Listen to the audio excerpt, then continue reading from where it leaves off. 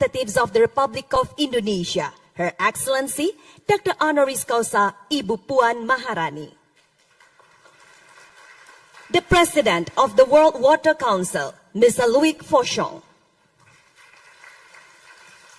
Member of the IPU Executive Committee representing IPU President Dr. Fadli Zon. Excellencies speakers, vice speakers, members of parliament, and also the representative of international organizations, ladies and gentlemen. Once again, we would like to also extend our gratitude and thank you so much for being here with us on today's agenda. Excellencies, distinguished delegates, ladies and gentlemen, it is indeed an honor for me to be able to stand in front of all of you here as your MC. My name is Putudian Ariswari. Excellencies, distinguished delegates, ladies and gentlemen, we are now at the opening session. And first, we would like to hear a speech from the member of the representatives of the Republic of Indonesia, who is also the member of the IPU Executive Committee. Please welcome Dr. Fadli Zon.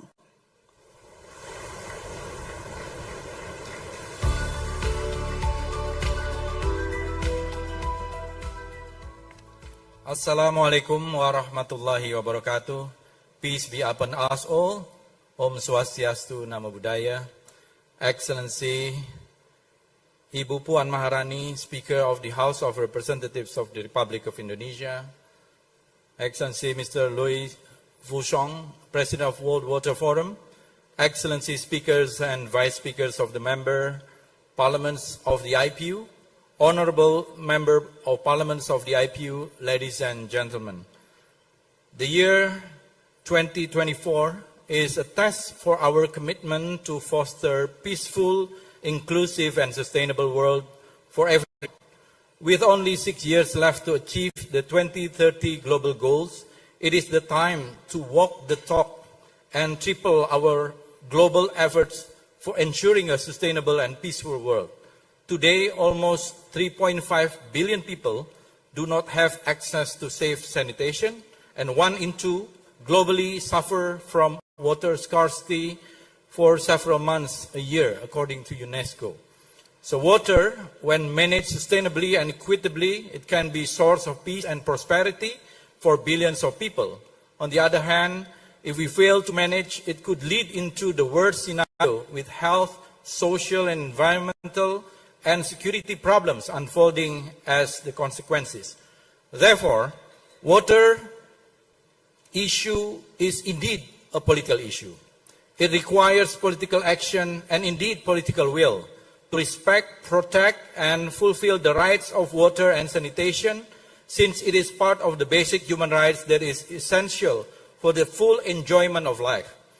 However, it is unfortunate that today we are facing one of the most significant global challenges in our history, a multidimensional humanitarian catastrophe in the southern Gaza Strip city of Rafah, caused by the Israel long-planned assault targeting civilians, mostly children and women, which has caused not only the loss of the lives of innocent civilians in Palestine, but also leaving major problems to the survivor and largely to the economy, social, health and environment.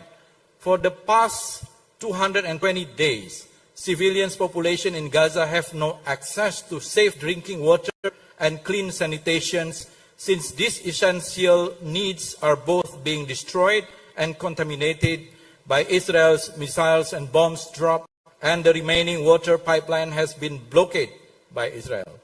Even worse, Israel has prohibited Palestinians, especially those living in the West Bank, to gather rainwater for domestic and agricultural needs, saying it is illegal as it is deemed Israel's property. This is insane and could never be justified. Israel's water occupation is indeed disastrous. They have used water as a weapon to starve people in Gaza, West Bank, and many occupied territories. And it is our collective responsibility as part of international community to stop this act, because Palestinian life matters, so do the life of people in Europe, Asia, Africa, Latin America, and all of parts of the world. While water problem is not only happening in Gaza, it happened to many displaced families in northwest Syria, who had to face the challenges of living without access to safe and clean water due to the protracted impacts of conflict, leaving scars on both the land and its people. At the same time, we hear countries in the southern Africa is facing an extreme environmental and humanitarian crisis because of severe drought, which made them declaring state of emergency, not to mention the looming climate change impacts that bring real consequences to the agriculture and irrigation system, as described by the World Bank, that Latin America has experienced 74 droughts, causing more than $13 billion in damage. Asia is by far not an exception. A staggering 347 million children under 18 are exposed to extreme high water scarcity in South Asia, according to UNICEF. Besides, some 3/4 of the Asia-Pacific water is insecure, with more than 90% of the region's population already facing an imminent water crisis, despite the fact that 90% of fresh water is consumed in agricultural activities alone. Ladies and gentlemen, water is surely our life force. It is our duty as the representative of people not only to ensure the rights of water for all, including women and girls and marginalized groups, but also to empower people and communities to have control over their lives by increasing their involvement and participation to shape sustainable water solutions. In this regard, we must embrace diversity in local wisdom and traditional practice on preserving and managing water that each and every one of us has practiced in our culture and daily life. Some regions have it already, for instance, Tanzania, with its traditional water conservation through earth dams, or Malambo, that seeks to provide water for use in urban areas, irrigation, and the practice of water conservation in the Sir Daria Basin of Central Asia, which developed the system to increase farm productivity of water. Indonesia is also famous with its bamboo conservation, which become the most common traditional dryland agro-ecosystem applied by people, for example, in West Java. Bamboo is not only effective for conserving water, but also for maintaining underground water flow and could become the water resources for the future generation. Apart from that, the practice of subak, as mentioned by our president, as one of the oldest irrigation systems in Bali, has proven that communities with its cultural heritage and practice contributes to sustainable water management, supporting society's resilience to water security and sustainable farming. All of these practices are the positive actions that we must amplify and integrate in our work as parliaments. Carrying the message of 2040 World Water Day on the spirit of leveraging water for peace and our global commitments on SDGs Goal 6, parliaments and parliamentarians of the IPU are committed to foster harmony, generate prosperity, and build resilience to shared challenges through a parliamentary meeting on the occasion of the 10th World Water Forum under the theme of mobilizing parliamentary action on water for shared prosperity. As the first global parliamentary forum on water, I hope that through this forum we could cooperate to foster collective action and collaboration on harnessing the power of water as a tool for peace, solidarity, and prosperity for all. Water diplomacy should be amplified. The IPU recognized water as one of the world's most vital natural resources, which is critical for sustainable development. It is clear that water challenges go beyond borders. Thus, international cooperation for resolving such challenges is essential. This is where the IPU has a key role to play by bringing the world's parliament together to ensure that global water agenda is resilient, inclusive, and equitable. The IPU is committed to promoting interparliamentary dialogue on water, including at the highest levels. In addition to that very important discussion that we will have here at the World Water Forum, the theme of 2023 annual parliamentary hearing during the United Nations General Assembly was also focused on water. The parliamentary hearing identified the importance of water in ensuring clean environments, affordable energy, and economic prosperity. It also discussed how should water management practices can help maintain peace, prevent conflict, battle off migration crisis, and allow people to enjoy dignity and have better livelihoods. Addressing the water crisis also has strong linkages with the IPU 2022-2026 strategy. The strategy promotes parliamentary action in the areas of climate change, human rights, gender equality, peace and security, and sustainable development, among others. All of these areas are inextricably linked to water. The cross-cutting nature of water makes it one of the most critical issues for parliaments to tackle. The IPU stands ready to continue supporting parliaments with technical assistance to address sustainable development challenges, including water challenges. Ladies and gentlemen, prosperity and peace depend on water. The urgency is clear and the agenda is there. When we cooperate on water, we create positive ripple effects, fostering harmony, generating prosperity, and building resilience to the global challenges in a world full of uncertainty today and the future. Hence, let us put water at the heart of our decision-making and commit to intensifying collaboration among sectors and across borders. With our shared commitment and action on water, we have got all that we need to foster peace, progress, and prosperity within communities and countries. Finally, I encourage each of us to bring home our positive deliberation here in Nusa Dua Bali to parliaments of our respective countries. All of these responsibilities belong to us, individually and collectively. Therefore, let us work together to never give up pushing for water for shared prosperity for the people and the planet. Thank you. Wassalamualaikum warahmatullahi wabarakatuh.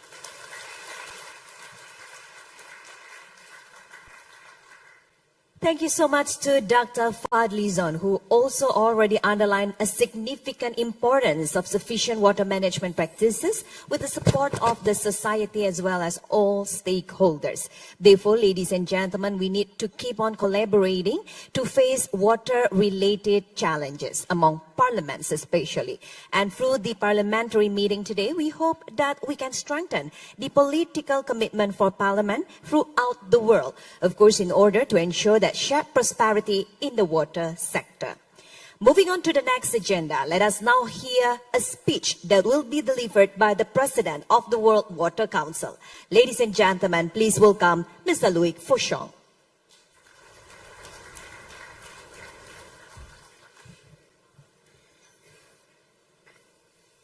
Yeah, I could say good afternoon now. Ladies and gentlemen, Madame Puan, Madame in French, Madame Puan Maharani, Speaker of the House of Representatives of Republic of Indonesia. Dear parliamentary friends, on behalf of the World Water Council, which organized this wonderful forum with the government of Indonesia, we welcome you to this forum during the whole week. Thank you for agreeing to take part in the parliament meetings of our political process. We have a strong political process with 5 segments: head of states, ministerial, parliamentary, local authorities, and basins. After all, can we imagine debating the future of water without the active participation of the parliamentary body? So, why is there a parliamentarian day in the World Water Forum for years and years? What can we expect from you, dear fellow parliamentarians, at the heart of this forum? As I said during the opening ceremony, we are experiencing multiple crises: climatic, demographic, food crisis, health, and detentions. And the availability of water is suffering from these crises. Today, climate evolution and its uncertainties, but also growing demographics. Don't forget demography, not only climate. Giant urbanization and rising living standards are all adding to the daily and yearly increasing demand for additional volumes of water everywhere, leading to dangerous pollution for both humans and nature. So we are gathered here in Bali to face up this challenge, to move from plundering to sharing. And we know that parliamentarians have an essential role to play in bringing us their support, their experience, and their influence. On the one hand, we need to increase the volumes of available water through ongoing innovations such as desalination. I think you have listened to Elon Musk this morning explaining his projects concerning desalination, but at this very moment, more than 100 countries are experiencing and maintaining and developing desalination, but also reuse of wastewater, which will be probably the revolution of this century concerning water. These innovations and others use the best of digital technology and other advanced technologies. On the other hand, on one hand, produce more water. On the other hand, we need to manage it better and still need to make considerable progress to supply savings and consumption. Produce more, consume less, consume better water, and try to avoid to waste it in the future. So, time has come for sobriety. Sobriety in all kinds of use of water, agriculture, industry, and domestic. Sobriety in behavior to reduce waste also. Sobriety will be our challenge everywhere in the world during the next decade, but also to control an equitable balance between water for humans and water for nature, both in the same time. And you know, all this I'm mentioning, dear parliamentary friends, just as you know that we need to combine health, food, energy, education, and water, what I call the 5 fingers of the same. And we need to work with the same basic services in the same time. It's our responsibility to unite and not to separate. And it's also our responsibility to give an absolute priority to sanitation and wastewater treatments in cities, of course, but again, not only in cities, in rural areas. Don't forget that quite half of the population is in the cities, half of the populations are in rural areas. And I have said this morning, the first cause of immigration is the population which is coming from rural areas to cities, not going to another country. So, ladies and gentlemen, above and beyond all our obligations, we have to make water a political issue. And that's part of your role, that's part of your responsibility. Water is politics, more and more, and is to be supported, has to be supported by decision makers, political, economical, and social, and media. Water needs will and commitment. The role of Parliament is to help writing the story of water for the future. Water needs you a lot, everywhere. You are first and foremost lawmakers, You are also preparing all the financial capacities of governments and local authorities. And the best laws are, unless without national and local budgets for water and sanitation, and also for rainwater management and prevention of water-related disasters due to droughts or floods. And so this is what our World Water Council, with its 70 governments, 300 international and national organizations, what the World Water Council aims to achieve by strengthening international cooperation between the various political segments. And this forum is a good example of what we could do concerning international cooperation. Firstly, through the new launch, Madam, the new launch of a parliamentarian water help desk. And I propose today, and I will propose to you and to IPU to relaunch the process, the idea. We have discussed this idea 20 years ago in Istanbul Water Forum, but it has not been really done. I think today the moment is coming, and so we could all together prepare for those who needs all over the world to be helped concerning the development of parliamentarian activity in the field of water. And so, if you agree, we could work on this project. They will benefit permanently, these countries, from information and guidelines on laws and regulations, on budgets, and on possible parliamentary action in favor of water.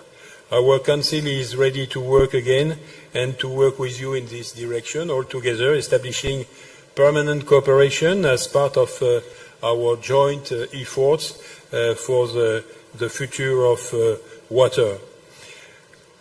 I'd like to conclude again and again, Madam, to thank Indonesia, its president, its government, its parliament, for this wonderful organization first.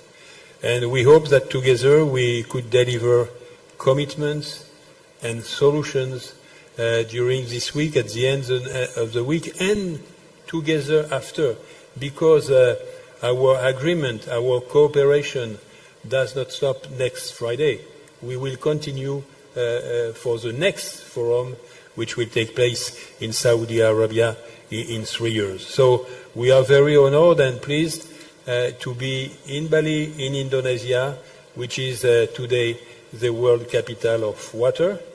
And to conclude, definitely, as I have said this morning, I would like that you could be the first parliamentary water warriors.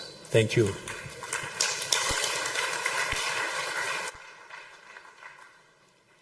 Thank you so much to Ms. Louis Fauchon. Excellencies, distinguished delegates, ladies and gentlemen, to officially open our parliamentary meeting for today, let us now hear a speech that will be delivered by the Speaker of the House of Representatives of the Republic of Indonesia, Her Excellency, Dr. Honoris Causa Ibu Puan Maharani.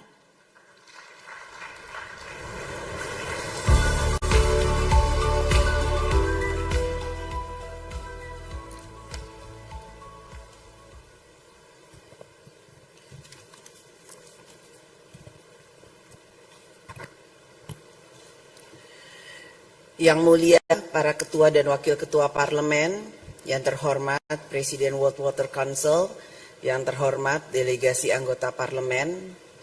Pertama-tama saya ingin ucapkan selamat datang di Indonesia, selamat datang di Nusa Dua, Bali. Saya ingin mengawali sambutan ini dengan memberikan apresiasi atas kehadiran para ketua, wakil ketua dan anggota parlemen pada Parliamentary Meeting on the occasion of the 10 World Water Forum 2024. Saat ini kita berkumpul untuk membicarakan isu air sebagai fondasi kehidupan manusia. Isu air telah menjadi sleeping crisis jika tidak segera kita tangani. Dampak perubahan iklim tampaknya semakin tidak terkendali. Gelombang panas, kekeringan, banjir, kebakaran hutan, dan bencana lainnya datang bergantian dan terus melanda berbagai belahan dunia. Yang paling ekstrim, kelangkaan air telah menjadi new normal di berbagai wilayah di dunia. Kelangkaan air telah memperlebar tingkat ketimpangan, lebih banyak kemiskinan, dan memperburuk kondisi kesehatan manusia.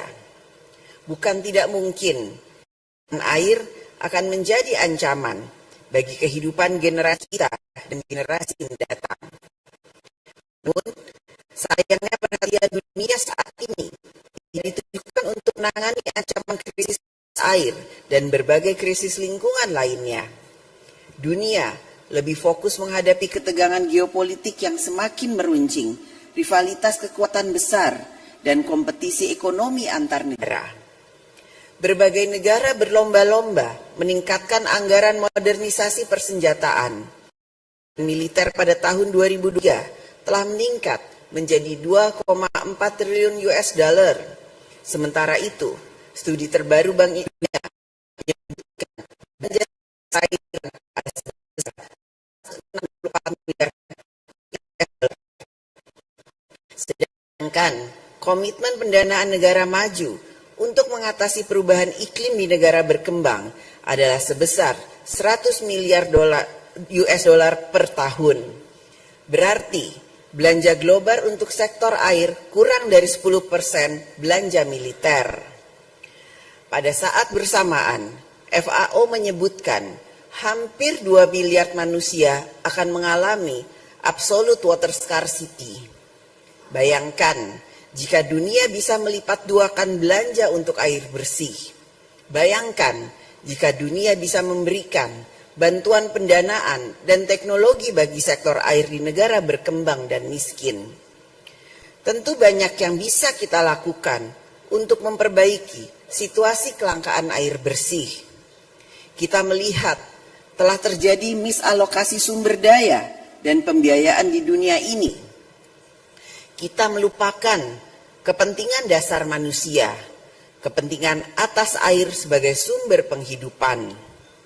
SDGs pada tahun 2030 tidak akan tercapai tanpa adanya kemajuan dalam mencapai SDGs 6 berupa akses terhadap air bersih dan sanitasi layak. Hadirin yang saya hormati, akses terhadap air bersih dan sanitasi merupakan hak asasi manusia dan merupakan bagian dari hak untuk memiliki penghidupan yang layak. Saya menghargai inisiatif World Water Council sejak tahun 1997 di Marrakesh telah membangkitkan kesadaran global untuk memastikan semua orang mendapatkan hak atas air. Untuk itu, pertemuan parlemen dalam rangka World Water Forum 2024 ini merupakan kesempatan berharga bagi parlemen untuk berkontribusi memperkuat komitmen dan menghasilkan langkah konkret bagi pemenuhan kebutuhan mendasar manusia. Melalui tema Mobilizing Parliamentary Action on Water for Shared Prosperity, kita harus dapat memperkuat komitmen politik parlemen yang merumuskan aksi nyata untuk melindungi sumber daya air. Kita juga perlu menjadikan air sebagai sumber perdamaian dan kesejahteraan bersama. Kita harus merumuskan langkah-langkah strategis untuk memastikan ketersediaan, aksesibilitas, dan keterjangkauan air bagi semua. Untuk mengatasi isu air bersih, kita perlu membuat aksi konkret, baik di tingkat lokal maupun pada tingkat internasional. Pada tingkat lokal, kita harus menggunakan kearifan lokal dalam meningkatkan upaya konservasi dan tata kelola air. Di Bali, kita mengenal subak, suatu sistem pengairan khas masyarakat Bali yang menjunjung tinggi semangat gotong royong dan penghormatan terhadap alam. Di tingkat domestik, parlemen melalui fungsi anggaran, legislatif dan pengawasan dapat berperan besar dalam menegaskan pentingnya pengadaan air bersih bagi masyarakat. Pada tingkat internasional, kerjasama antar negara perlu diperkuat karena air juga merupakan isu lintas negara. Kita dapat saling belajar, bertukar pengalaman, mengidentifikasi inovasi dan praktik-praktik terbaik pengelolaan air di berbagai negara. Kerjasama internasional juga dapat mendiseminasi kemajuan ilmu pengetahuan dan teknologi sebagai solusi yang dapat mengubah kelangkaan menjadi kebercukupan. Teknologi maju yang berpusat di negara maju seperti penyulingan air, distribusi air, dan efisiensi air perlu segera didistribusikan ke negara-negara berkembang. Masyarakat internasional, termasuk parlemen, harus membantu menjembatani proses alih teknologi ini. Selanjutnya, diplomasi parlemen juga perlu berperan dalam memperkuat hydrodiplomasi. Parlemen harus mendapat tempat pada arsitektur tata kelola air di tingkat internasional. Dinamika perkembangan di abad 21 menuntut adanya diplomasi yang lebih inklusif, termaksud dengan partisipasi parlemen yang lebih aktif dalam mencari berbagai solusi persoalan global, termaksud guna mengatasi kelangkaan air. Inilah saatnya diplomasi parlemen untuk lebih berperan dan berkontribusi. Masyarakat yang memilih kita tentu mengharapkan peran parlemen mengatasi problem kelangkaan air. Akses terhadap air merupakan hak asasi manusia yang harus menjadi agenda politik kita bersama, baik di dalam negeri maupun di tingkat internasional. Dan kita harus memastikan agar pasokan air bersih bisa diakses dengan biaya terjangkau oleh semua rakyat tanpa terkecuali. Parlemen harus menjadi motor penggerak perubahan untuk menghadirkan air bersih bagi semua. Karenanya, mari kita bersama memperkuat komitmen untuk menyediakan air bersih bagi rakyat yang kita wakili. Dan dengan ini, saya nyatakan secara resmi, pertemuan parlemen pada Forum Air Dunia ke-10 ini dibuka. Thank you. Thank you. Terima kasih Ibu. Please now kindly move on to the stamp area as we will continue with the stamp signing procession. We also invite to accompany and also witness as well as to do the sign later on, Mr. Luik Foshong as well as Dr. Fadli Zon. So ladies and gentlemen, to commemorate our parliamentary meeting, the design of the stamp itself is inspired from the important roles of water. And now we kindly invite Excellency Ibu Puan Maharani to sign 2 stamps in 3, 2, 1.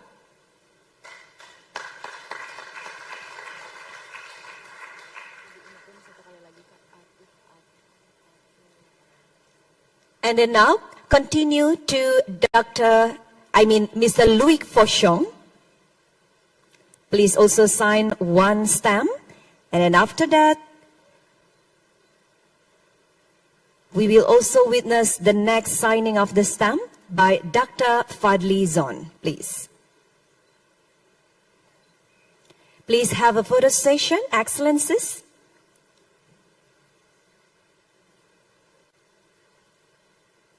In 3, 2, 1.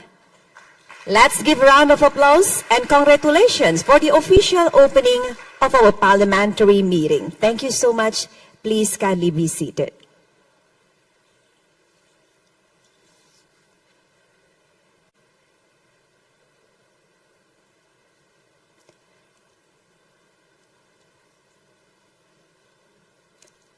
Excellencies, distinguished delegates, ladies and gentlemen, moving on to our next agenda. As now, we would like to hear a youth voice. And for this afternoon, we are going to hear the founder and the executive director of Solar Chapter that will also deliver her speech. Please welcome on the stage, Ms. Mustika Wijaya.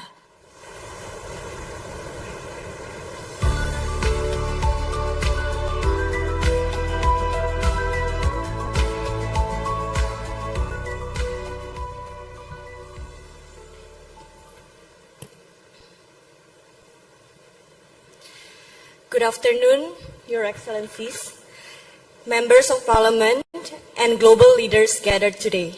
It's an honor to be here today with you. My name is Mustika Wijaya, founder and executive director at Solar Chapter, youth-led nonprofit organization that is dedicated to ending water crisis through sustainable energy solutions. I have founded Solar Chapter 7 years ago together with my university friends, as we were moved by the spirit of people in East Nusa Tenggara, Indonesia, who despite facing water crisis, contribute everything they have to secure water access. It is the spirit of determination that I aim to bring today here.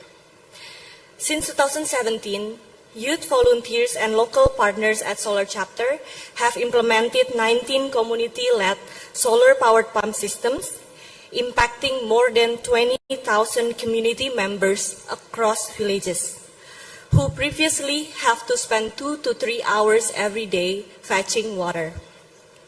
Today, clean water is no more than 3 minutes walk from their home. Not only time savings, but the impact goes beyond. Mama Johanna uses water in their backyard to plant vegetables. Because of this, she said, I can send my kid to universities. Our mission faces growing challenges due to extreme conditions caused by climate change and unregulated water usage. Today, I stand before you to seek your collaboration. I want to emphasize 3 key points here. Throughout my journey, I've met young leaders worldwide tackling water scarcity innovative solutions. How about supporting youth water entrepreneurs and including them in the decision making? Second, it is true that there is a lot of pumps installed in the local levels. But the question is, how many are still operational right now? Billions invested, but I've seen a lot of abandoned pumps.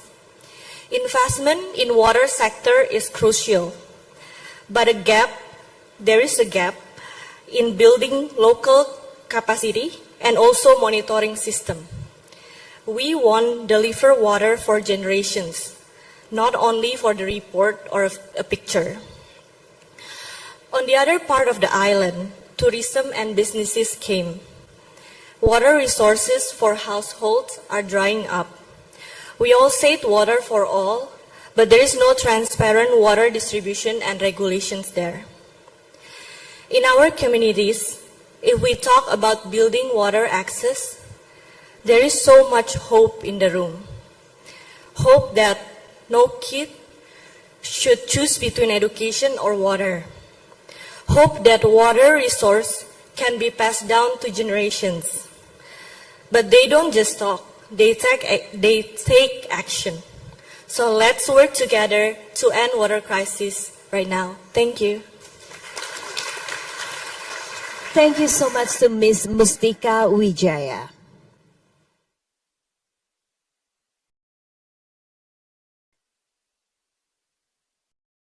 Thank you so much once again, and you may now return back to your seat. And our distinguished delegates, ladies and gentlemen, allow me please to invite Her Excellency Ibu Puan Maharani, Mr. Louis Foshong, as well as Dr. Fadli Zon to kindly join the center of the stage.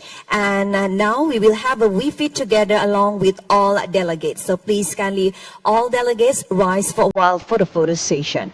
We will have our photographer team on the stage that will capture the pictures of our togetherness during this parliamentary meeting opening session.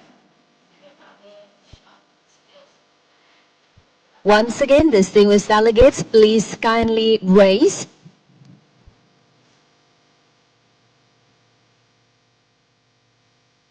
We have our main photographer on the stage. On my countdown,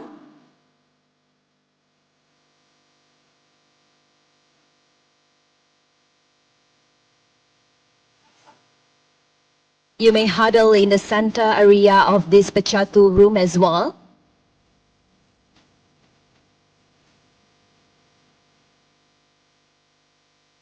Please kindly wait for a while we're making sure that everyone's are already ready. The official photographer will raise his hand. Photographer utama mohon mengangkat tangan. Please kindly look at only through the lens of the main photographer. In my countdown, in 3, 2, 1. One more time in 3, 2, 1.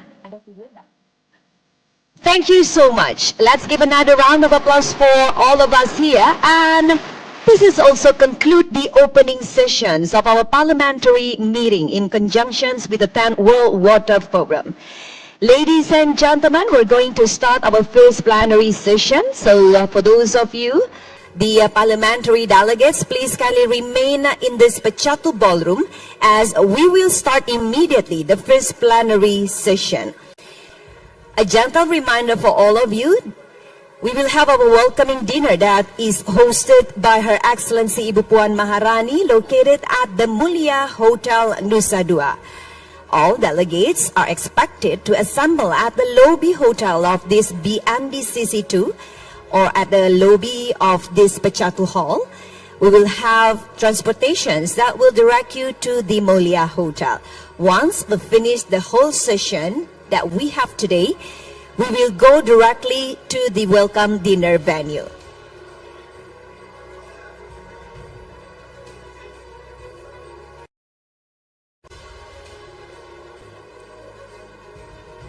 Ladies and gentlemen, later on we will also have the team.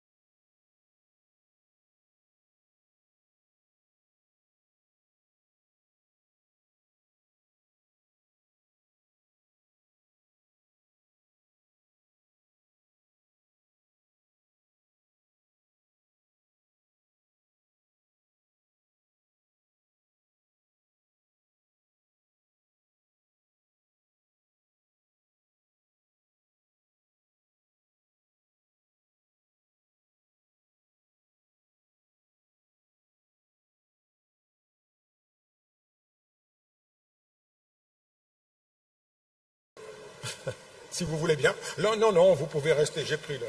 Non, non, restez pour vous.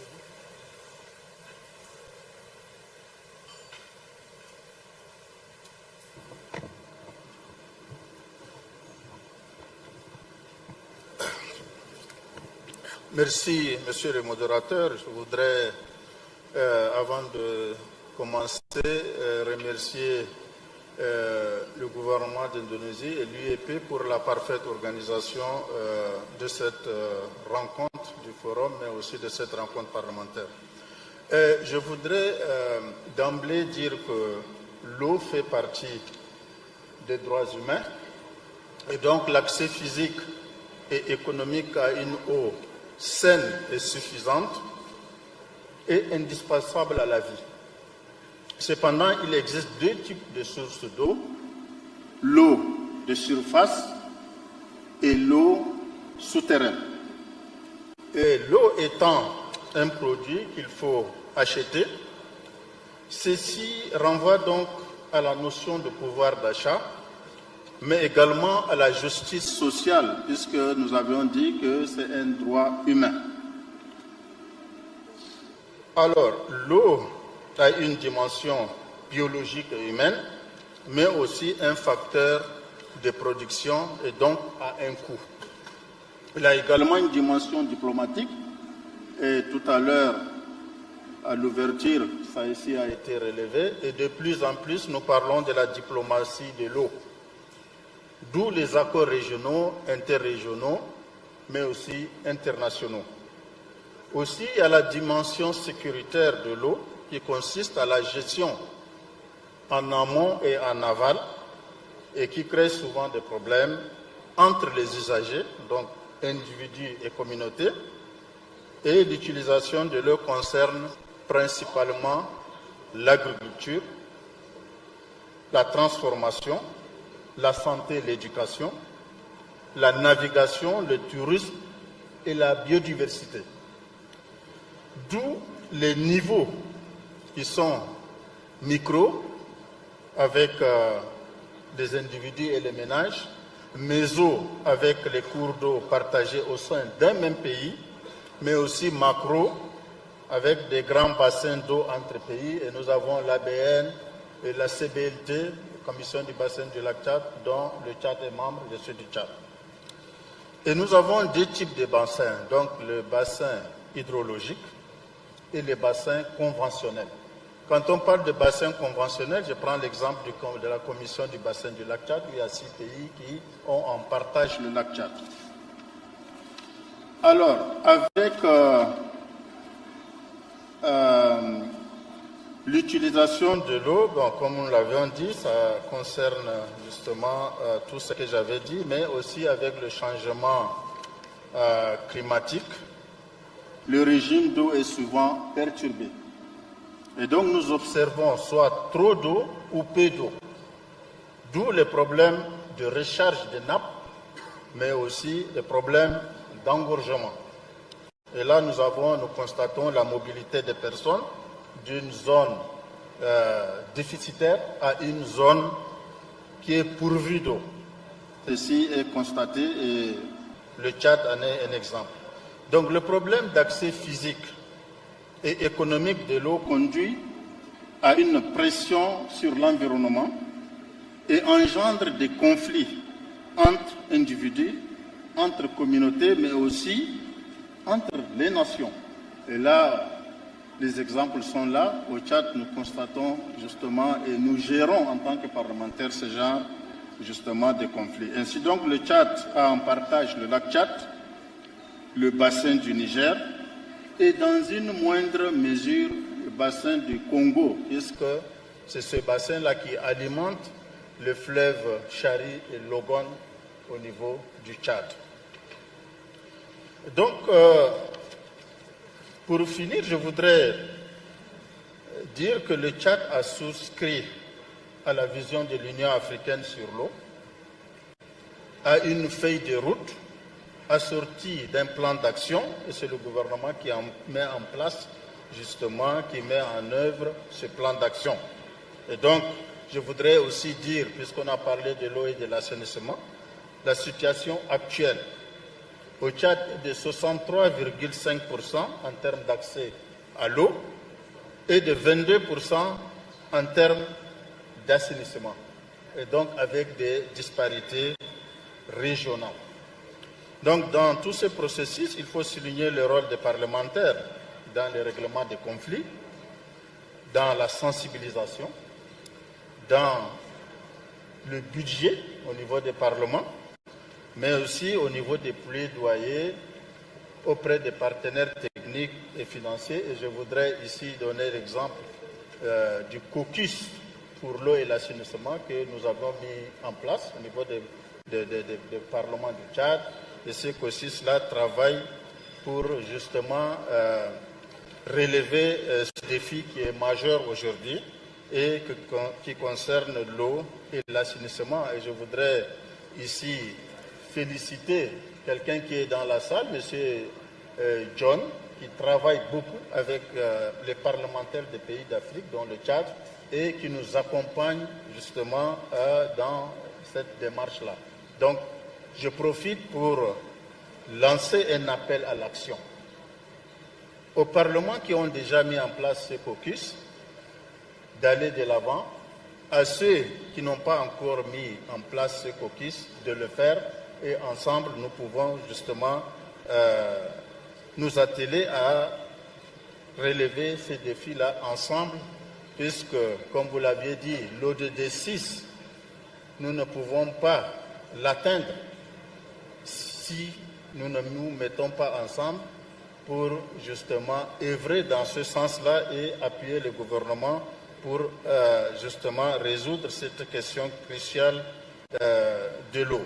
Donc au niveau du Tchad, nous faisons ce travail de plaidoyer auprès des partenaires techniques et financiers et nous avons aujourd'hui environ 6 projets. Si ces projets-là sont mis en œuvre concrètement avec toute la diligence qu'il faut, je pense que nous pouvons atteindre cet objectif-là au niveau national du Tchad qui est de 80%, ou au moins essayer de nous rapprocher de ce taux-là, de 80% en termes d'accès à l'eau et 60% en termes d'assainissement. Ça, c'est au niveau du Tchad. Et donc, c'est ce que vraiment le président du forum vient de relever pour dire qu'est-ce qui est attendu des parlementaires. Voilà la réponse, c'est ce qui est attendu des parlementaires et ce que nous faisons au niveau du Tchad. Je vous remercie.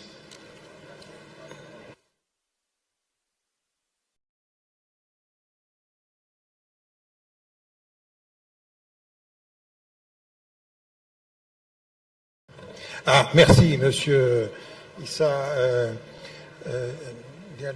Mardo Djabir. Je crois que on me dit que Mrs. Sarine Malik est arrivée. Ah, s'il vous plaît, venez occuper votre siège. Donc, enchanté, Sarine Malik, executive secretary.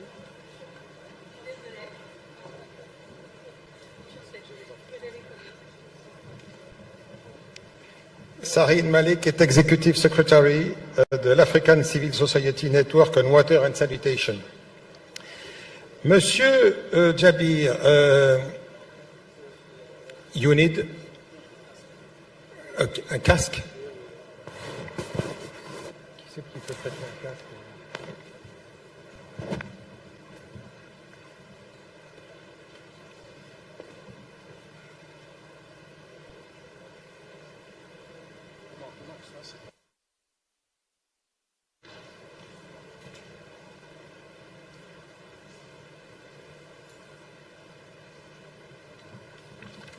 Bon, merci de votre intervention, Monsieur Mardo Djabir. Merci d'avoir partagé les exemples de ce que vous avez fait au Tchad. Je retiens 3 points très vite. Le caucus eau assainissement que vous avez mis en place au sein du Parlement de votre pays. Ça c'est une action concrète, plus les projets que vous avez évoqués derrière. Vous avez évoqué un point important qui est celui de l'égalité territoriale de l'accès à l'eau et à l'assainissement. Là où il y a de l'eau, là où il n'y a pas d'eau, Et évidemment, la difficulté pour un gouvernement et pour un État de respecter, de compenser cette inégalité. Et puis la question des accords régionaux et internationaux, puisque là aussi, c'est de la politique, c'est de l'hydrodiplomatie, et les parlements ont leur mot à dire. Bien, je vais passer la parole à M. Properzi, de UN Water. Eh bien, à vous, sur ces sujets. Merci beaucoup, monsieur le modérateur. Vous m'entendez?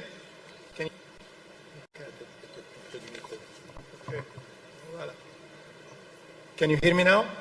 Yes, okay. Thank you so much to IPU for the kind invitation to join you today.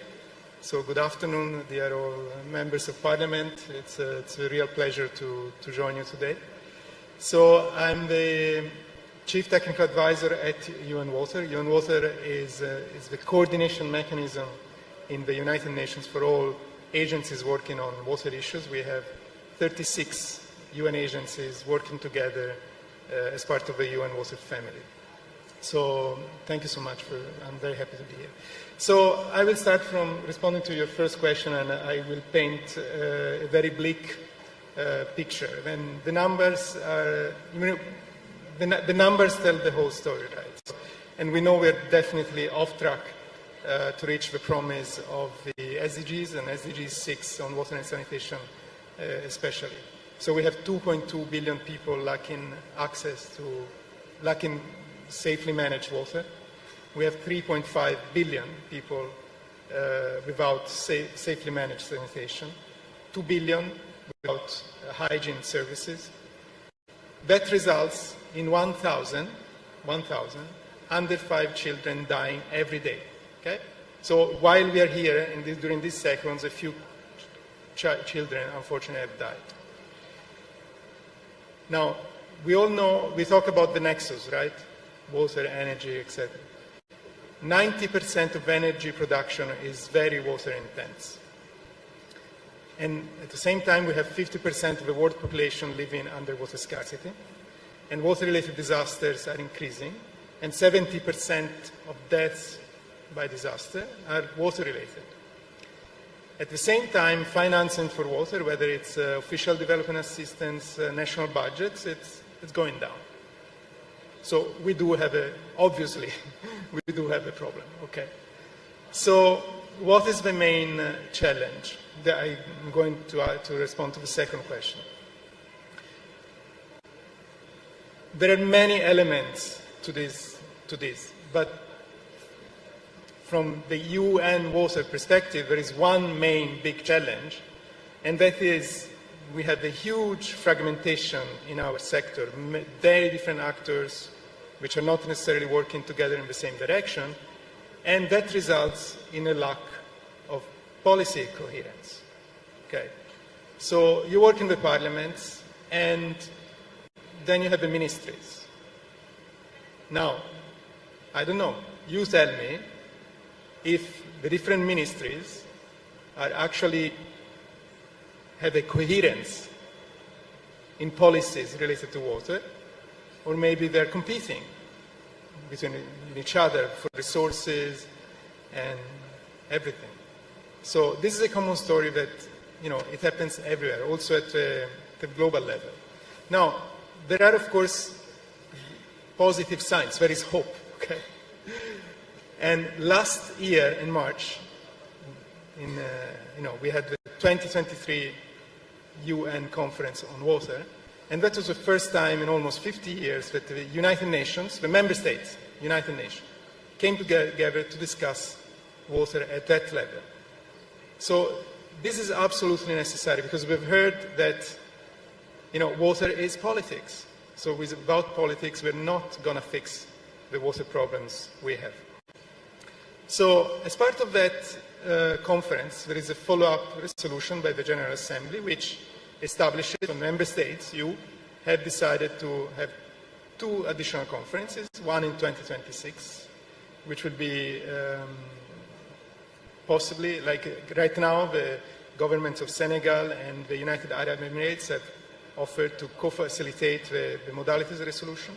And then there will be another conference in 2028 in Dushanbe, Tajikistan, to mark also the end, to celebrate the end of the Water Action Decade 2018-2028. So, as part of this, the UN system is also developing a system-wide strategy for water and sanitation to bring everybody together around a common goal, which is really accelerating towards 2030. And so what is the role of parliamentarians in all of this?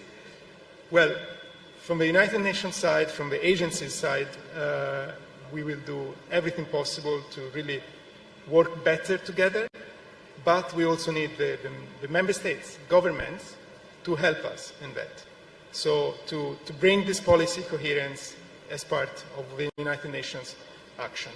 So this starts in the parliaments. This starts in your daily job. So I would like to end, maybe you're going to forget everything I just said, but please don't forget what I'm about to say. I'm going to end with one story, okay? This is a tale from Peru, from the Quechua people of Peru, and it comes from last year's UN 2023 Water Conference campaign, World Water Day campaign. So there is a big fire in the forest, okay? And all the animals are scared and they're running away. A little hummingbird has a little drop of water in his beak, and runs, flies to the forest fire and drops the water drop on the fire, and then comes back and does the same. And the other animals are telling the hummingbird, "You're crazy, run away. Your life is in danger." And so the little hummingbird said, "I'm doing what I can." Okay? So please, in your parliaments, be hummingbirds. Be the little hummingbird. Little by little, we'll get there. Thank you.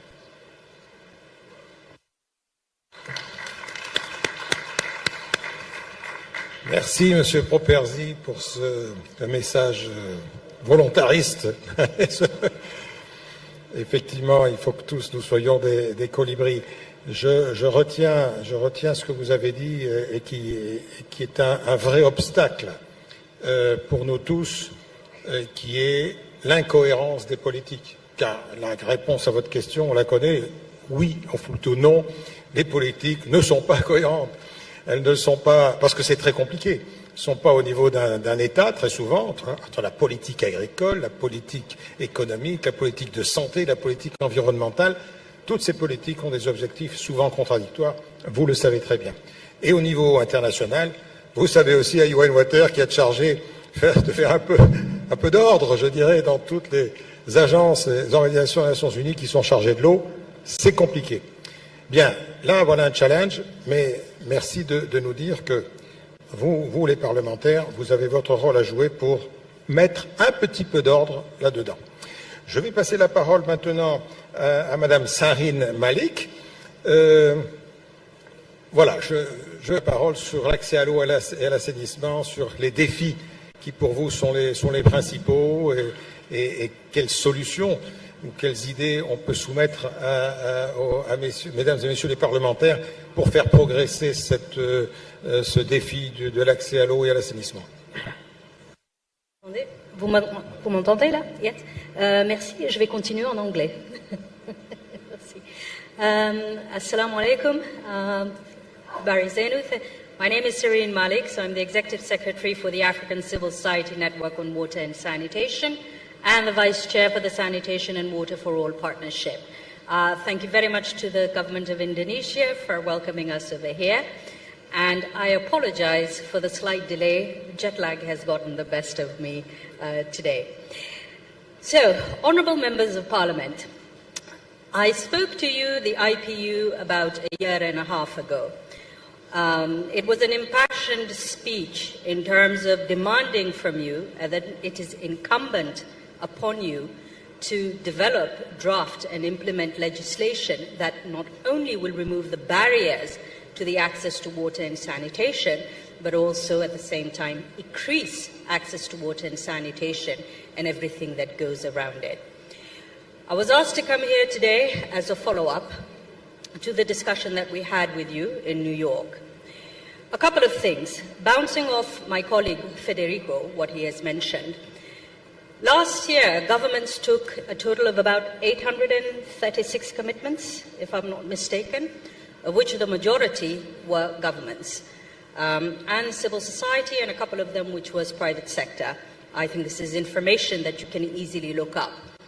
Now, those commitments, we're going to go back in 2026 and probably, and I hope that we will be having a different conversation on the implementation of those particular commitments.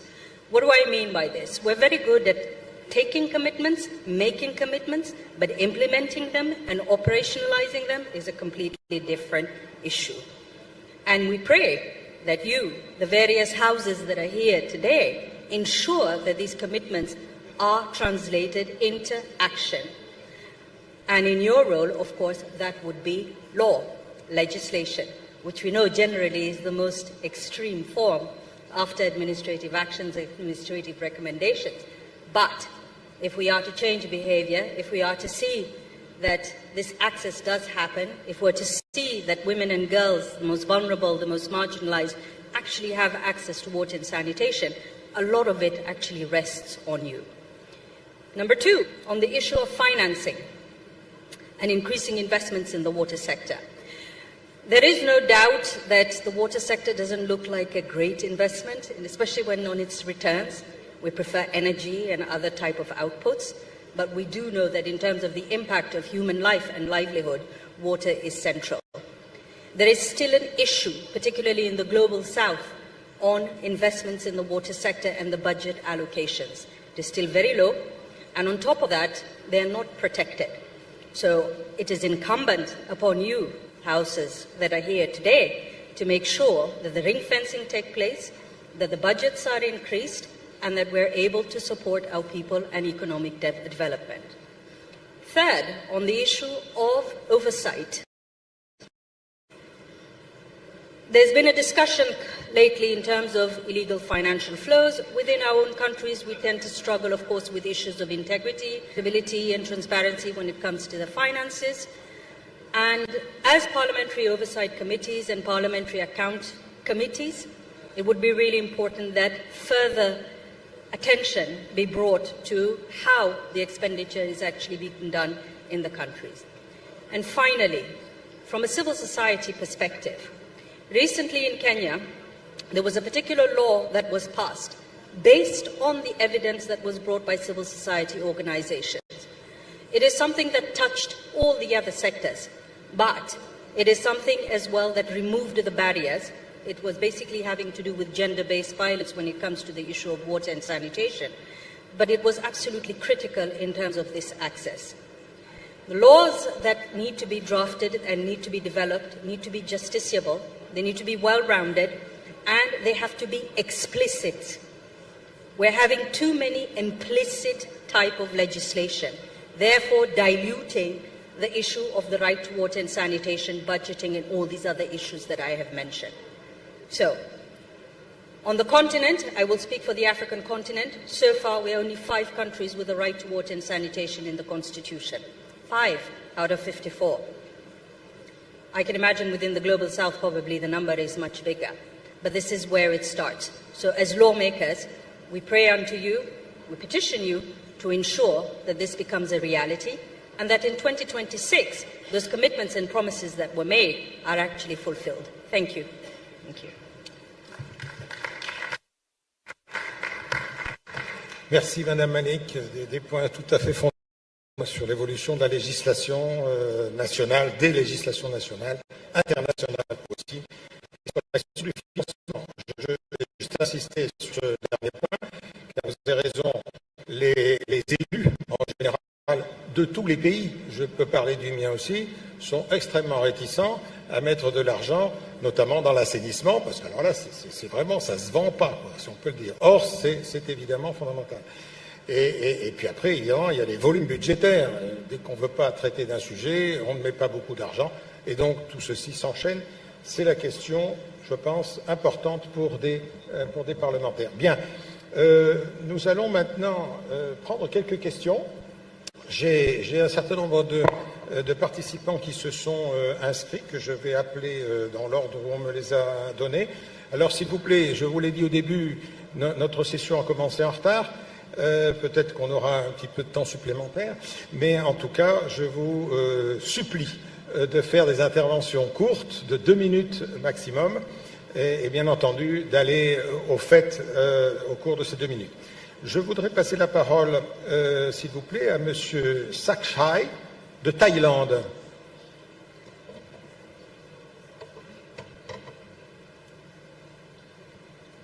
Thank you. Là-bas. Merci. Distinguished participants, distinguished colleagues, Thailand attaches great importance to the development of the sanitation system in line with all international standards in all villages, including improving quality of water and in developing an information management system to monitor the process through the application of modern-day technology in place of randomized samples testing. The criteria for safe drinking water has also been clearly defined. Ensuring sustainable and inclusive access to clean water and sanitary services represents a fundamental issue for Thailand in the context of the country's continued economic and social growth. Coupled with transition towards the industrial and agriculture, such as Thailand has pursued integrated implementation of SDG 6 in 4 main ways. The first one is the passing of the Water Resource Act by the Thai Parliament in 2018 as the main piece of legislation providing a framework for water resources management in all dimensions. The second, the development of the 20-year master plan on water resource management as the country's roadmap on this issue. The third is the establishment of the Office of National Water Resources as a focal point for all relevant agencies. And the fourth, the promotion of technology, knowledge, and innovation with regards to water resources management in the country.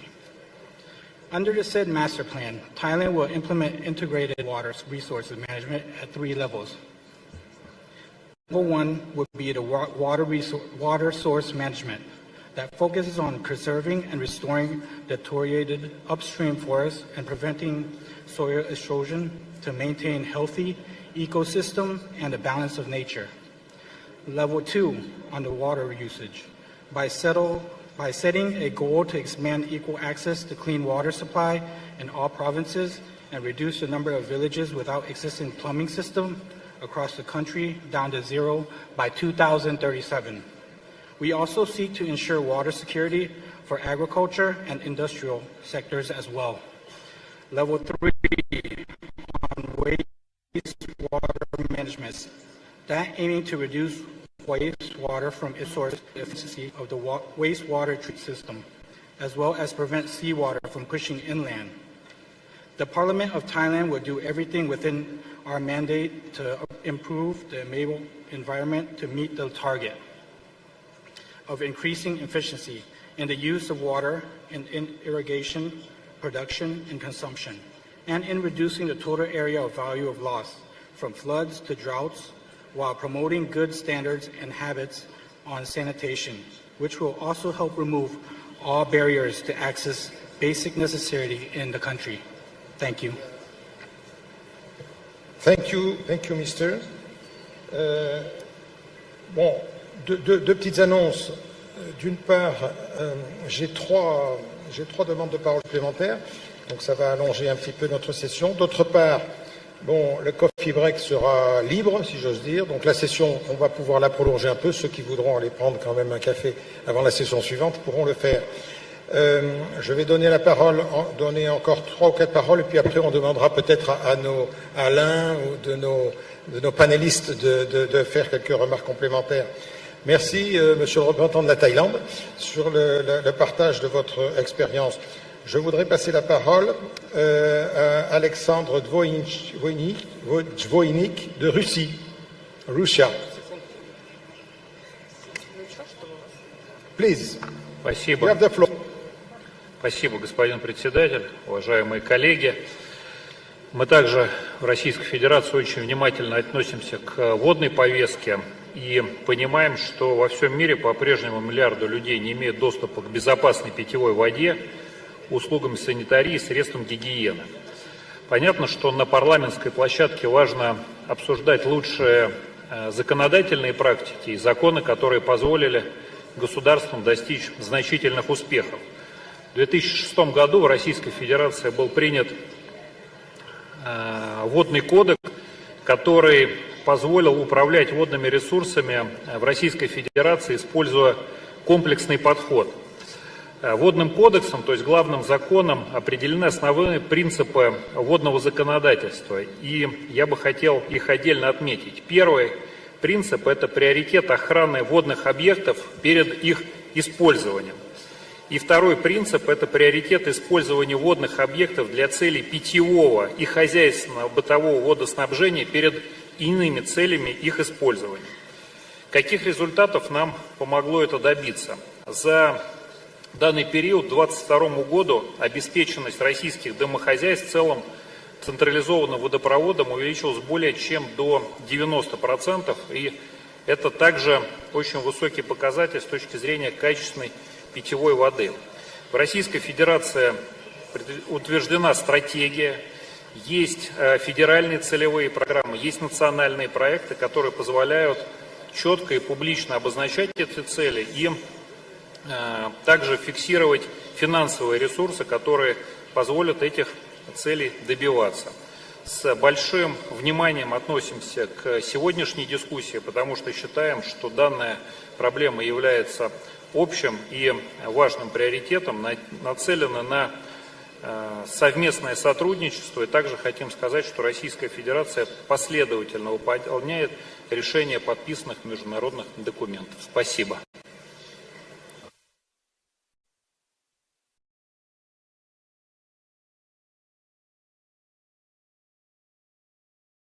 Merci beaucoup, merci d'avoir insisté sur la préservation de la ressource et sur les accords internationaux. Il se peut que je ne puisse pas donner la parole à tous ceux qui l'ont demandé, mais alors je vous rassure, vous serez en priorité, ceux qui n'auront pas la parole sur cette session, pour la prendre dans la session suivante. Je voudrais demander maintenant à Lee Soo-jin de Korea.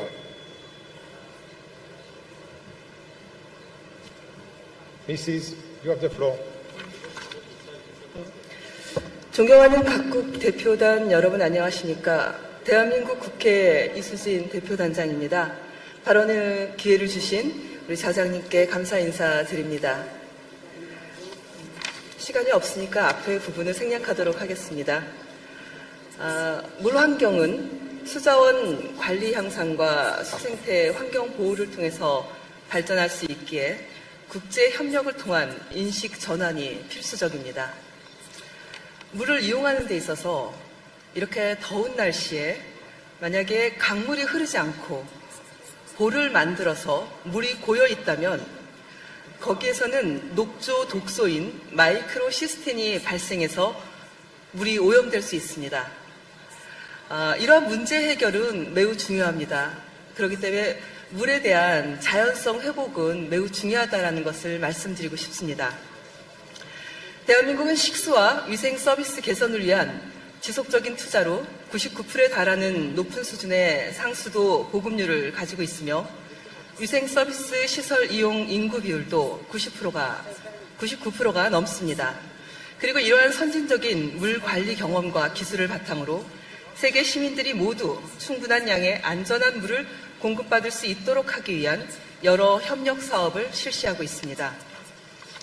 특히 대한민국은 개발도상국의 수자원 문제를 해결하기 위한 공적 개발 원조 사업을 적극 추진하고 있습니다. 구체적으로는 아시아, 아프리카 지역을 중심으로 수자원의 보호와 상하수도 시스템, 기초 식수 보급 및 기초 위생 등의 개발 협력 사업을 진행하고 있는데 2022년 기준 우리나라의 수자원 및 위생 분야에 대한 ODA 지원액은 170만 불 이상입니다. 이에 더하여 유네스코 또는 OECD 등 국제기구와 물 안보 구축 및 물 문제 해결을 위한 공동 연구도 시행하고 있습니다. 존경하는 각국 대표단 여러분, 물 문제를 해결하는 것은 기본적 인권의 보장 그리고 경제적 번영을 위한 기본적이고 핵심적인 과제입니다. 모두가 깨끗한 물을 마시고 이용할 수 있도록 대한민국 국회도 지속적인 관심을 기울이겠습니다. 감사합니다.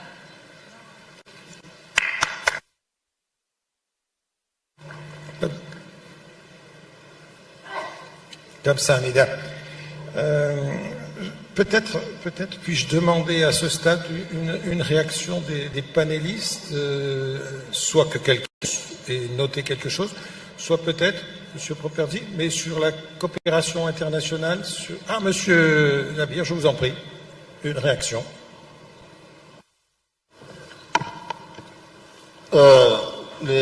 Les différents intervenants ont toujours donné des contributions, échangé leur expérience, mais j'ai noté la réaction de la Russie par rapport justement à la coopération inter- et intra-régionale. Et je voudrais ici dire que l'eau, c'est une source de vie, une opportunité pour le développement, certes, mais aussi source de conflits.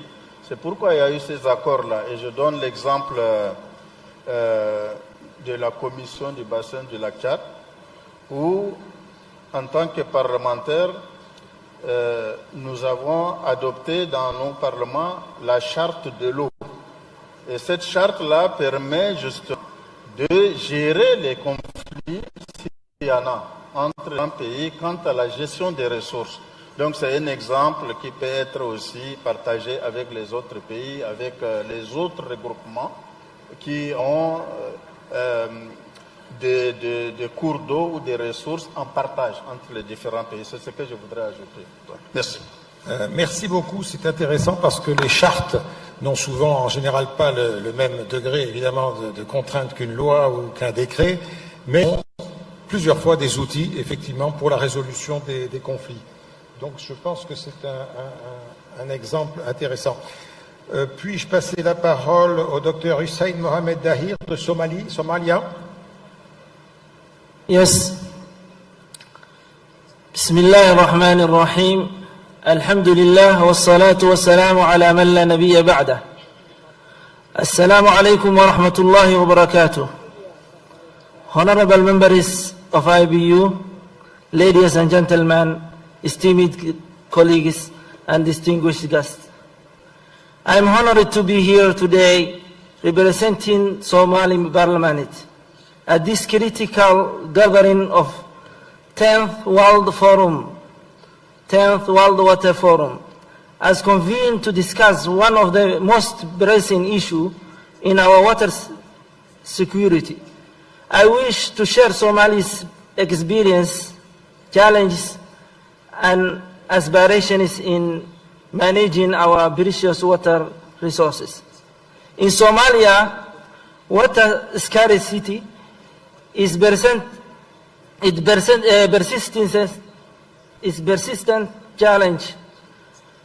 Somalia faces significant obstacles in ensuring adequate water supply due to prolonged droughts, inadequate infrastructure, and the devastating impacts of climate change.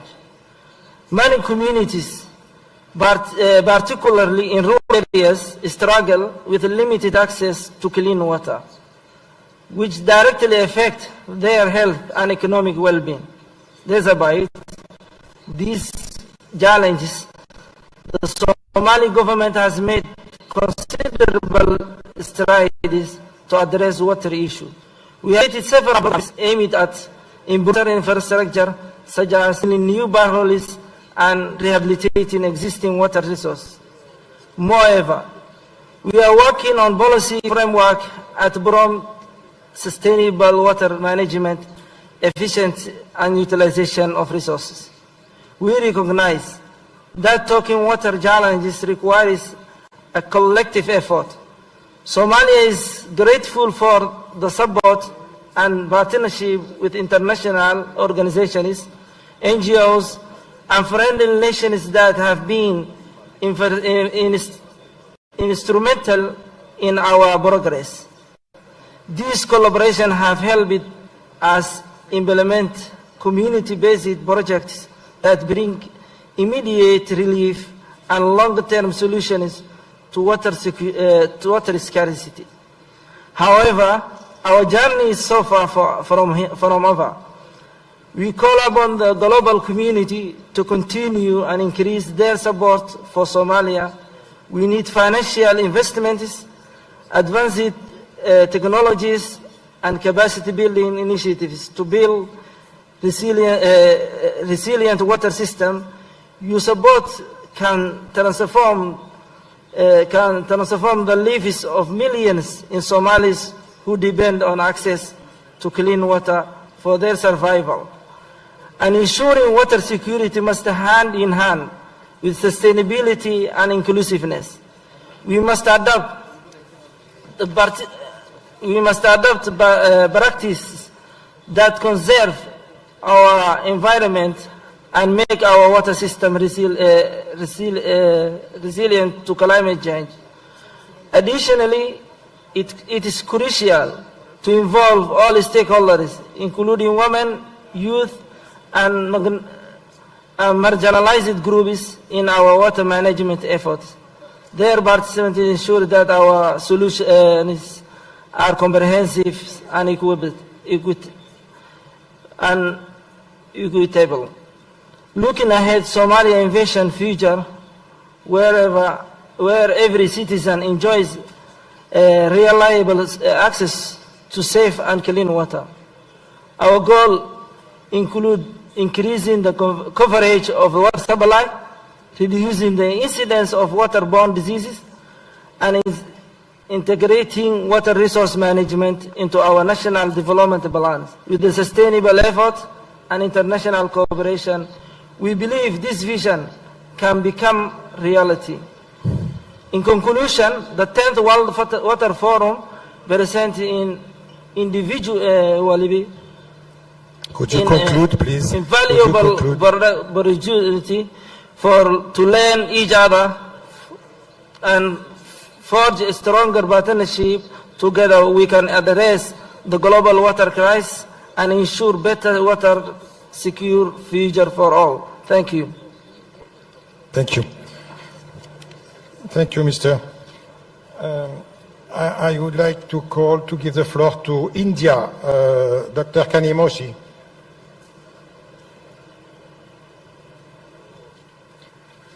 Good afternoon, Chairperson.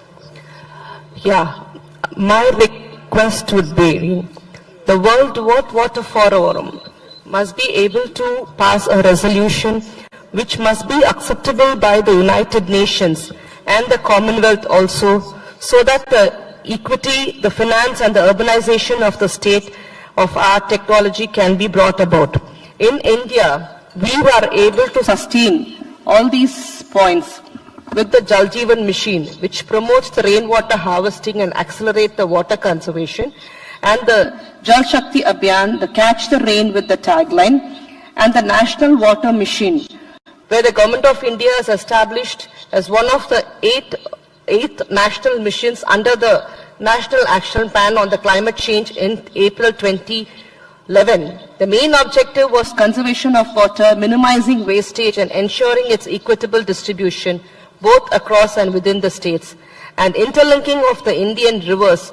Suggestion for the national water grid for transferring water from water-rich regions to water-deficit areas gives impetus to study the interbasin water transfer proposals, and dam rehabilitation and improvement project, the DRIP. India ranks third globally with 5,334 large dams in operation, and about 411 are under construction. In addition, there are several thousand smaller dams. These dams are vital for ensuring the water security of the country and constitute a major responsibility in terms of asset management and safety. Sir, I plead upon the Water Forum of the world to pass a resolution which has been accepted by the United Nations and by the Commonwealth, so that it is conducive and carried out in all the countries of the world. Thank you. Thank you, Dr. Kazimushi. À ce point, y a-t-il une réaction? Je vous en prie. Merci. I think to our honourable member of Somalia, I think that was a good thing in terms of bringing the issue of climate within the water sector. Within the practitioners, we say that climate change is a risk amplifier. Water is a resilience multiplier. So you have that as your backdrop. At the same time, water connects across the board. So it's really critical that in the development of the policies, whether the legislation, that is actually within the background. Because I just spoke about the issue of financing, and that was just ordinary capex. With climate change, in terms of investing into wash resilience systems, that's going to cost a lot more. So these are just some of the things in terms of bearing in mind that as you are doing your equations, that of course you need to keep climate change within the bigger picture and moving forward. Thank you.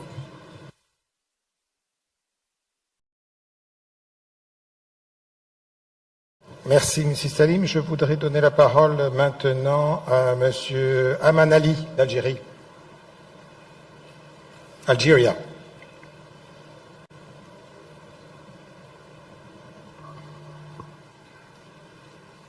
بسم الله.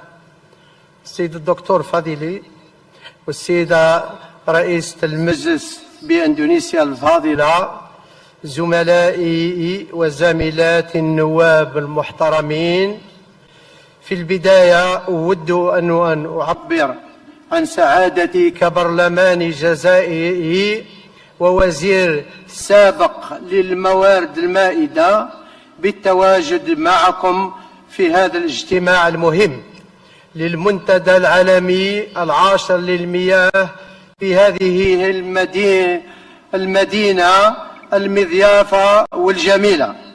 أولا أثمن هذا الاجتماع البرلماني حول تبادل الخبرات والتجارب ووجهات النظر في إيصال المياه الصالحة للشرب وربط شبكات التطهير مع القيام حول تصفية كل هذه المياه الملوثة، رغم أن هذه العمليات تتطلب غلافات مالية كبيرة. ولا ننسى الإنجازات الكبرى التي تم إنجازها في الجزائر من محطات تحلية المحر المتمثلة في 11 محطة، وبرنامج جديد آخر تم انطلاقه في 7 محطات لتحلية مياه البحر. نعلم بأن هذه الإنجازات أنجزت بسواعد جزائرية 100%. هذه العمليات الكبرى موجهة خصيصا للإنسان والطبيعة، مع العلم إننا كرسنا الهدف 6 من أجندة الأمم المتحدة للتنمية المستدامة، والعملية جارية. ولا ننسى التكفل السريع والمستعجل لكل الإشغال التي تعرض المواطن لمخاطر الفيضانات التي تنتج من التغيرات المناخية. وهنا يطلب النظر في دراسة الشبكات الهيدروغرافية بتقنيات جديدة. وفيما يخص القوانين تم المصادقة عليها والعمل بها، وتخص حماية الساحل وتثمينه، والثاني حماية البيئة في إطار التنمية المستدامة، والثالث حماية المناطق المحمية والعملية جارية. وفي هذا المقام ندعو المجمع الدولي للنظر في الوضع الإنساني الكارثي والإبادة الجماعية التي يعيشونها إخواننا في فلسطين في غزة المحتلة جراء القصف الإسرائيلي الهمجي منذ شهر أكتوبر على المدنيين. غزل وتزاد الأعداد الضحايا التي تسقط يوميا من أطفال ونساء وشيوخ في ظل تصعيد غير مسبوق وتفاقم الأوضاع المأساوية لسكان قطاع غزة التي ستكون لها نتائج وتبعيات وخيمة على المناطق والعالم بأسره. وفي الأخير كما تسعى الجزائر لتعزيز. Est-ce que je peux vous demander de conclure aussi maintenant, s'il vous plaît? D'accord. Est-ce que كل ما تبقى هو شكرا. Merci. Je voudrais passer la parole au docteur Sukamta d'Indonésie. Merci. Honorable members of parliament, thank you, honorable moderator. Today our dialogue of the critical role of water and sanitation tragically intersect with the humanitarian crisis faced by millions in conflict zone, particularly in Gaza. 95% of Gaza population now lack access to safe water. The humanitarian guideline require at least 15 liters of water per person each day in emergency situation for essential needs like drinking, washing, and cooking.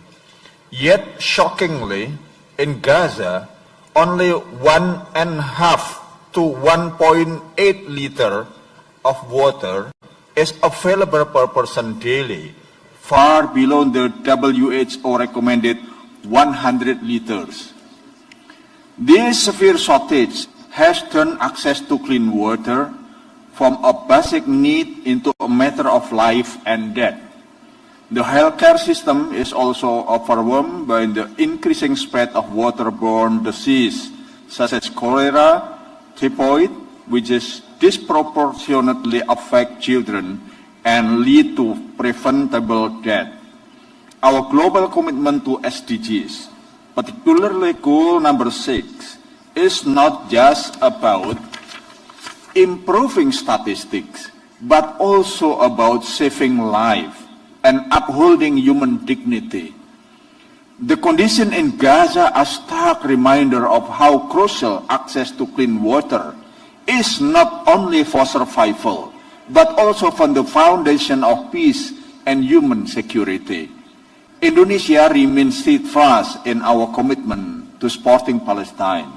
We will always stand for the right to independence, as well as water, sanitation, and safety. Today, I call upon my fellow parliamentarians to transform our collective influence into action. Parliaments around the world must move together now. We must restore humanity, uphold international norms, cease the prolongation of warfare, and urgently call for a permanent ceasefire. Let us remember that ensuring access to water is not only about infrastructure and technology, but about humanity and justice. Let this plenary serve as a turning point where we reaffirm our commitment to the fundamental human right of every individual on this planet. Thank you.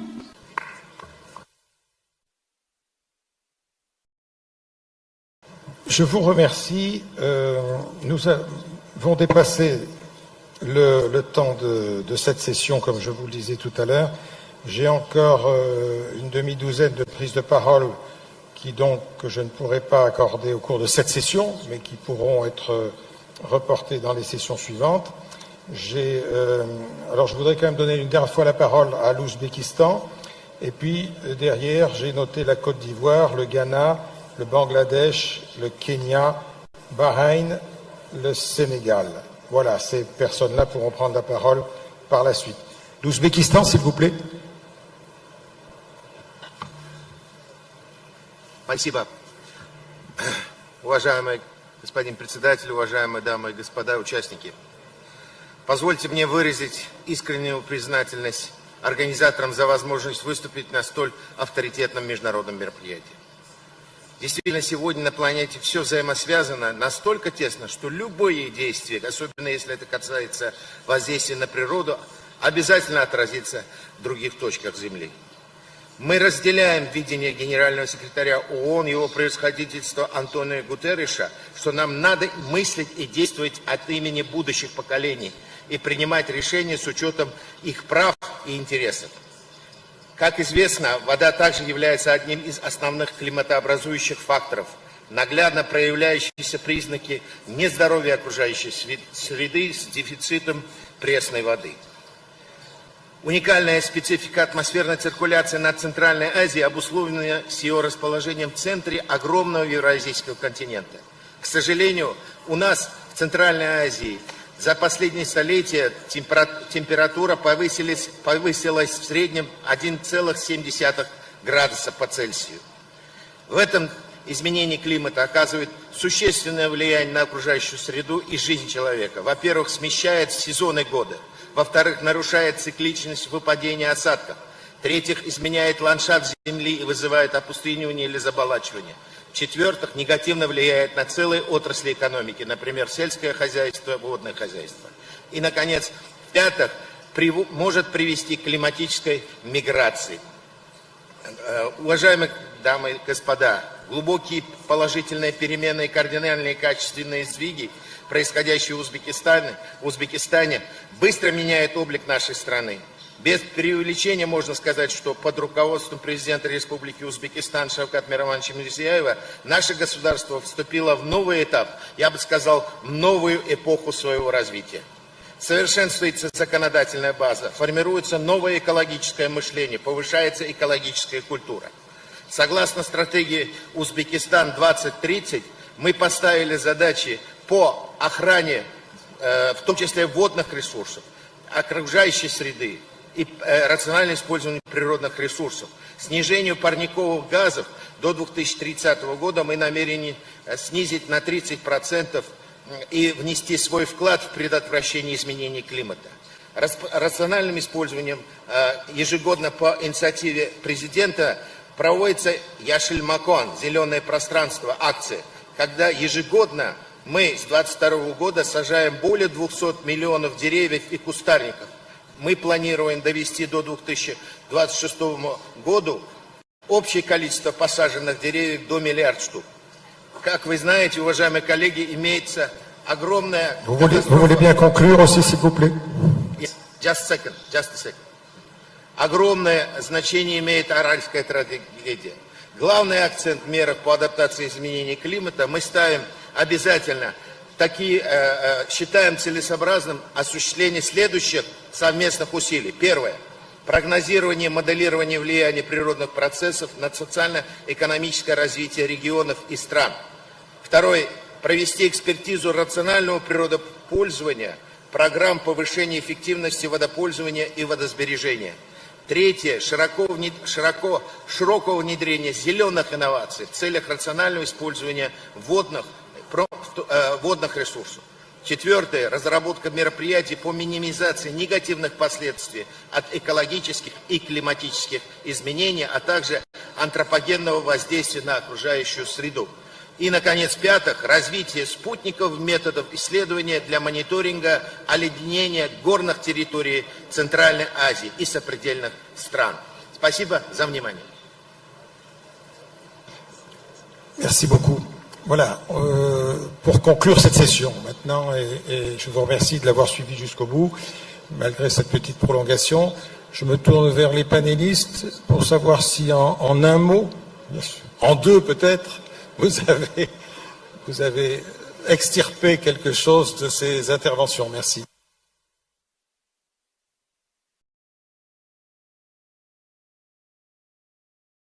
Well, thank you so much. It's a very rich discussion. It's a very rich dialogue. Thank you so much. I have just one comment. If in your countries there is a United Nations resident coordinator, if there are UN country teams, please work together with them. Please reach out to them. Make sure that water and sanitation are priorities in the common country analysis, which is a document which is produced by the UN system, and especially in the UN Sustainable Development Cooperation frameworks, because that really triggers so many good things happening. So please, as parliamentarians, please reach out to the UN country teams as well. Thank you.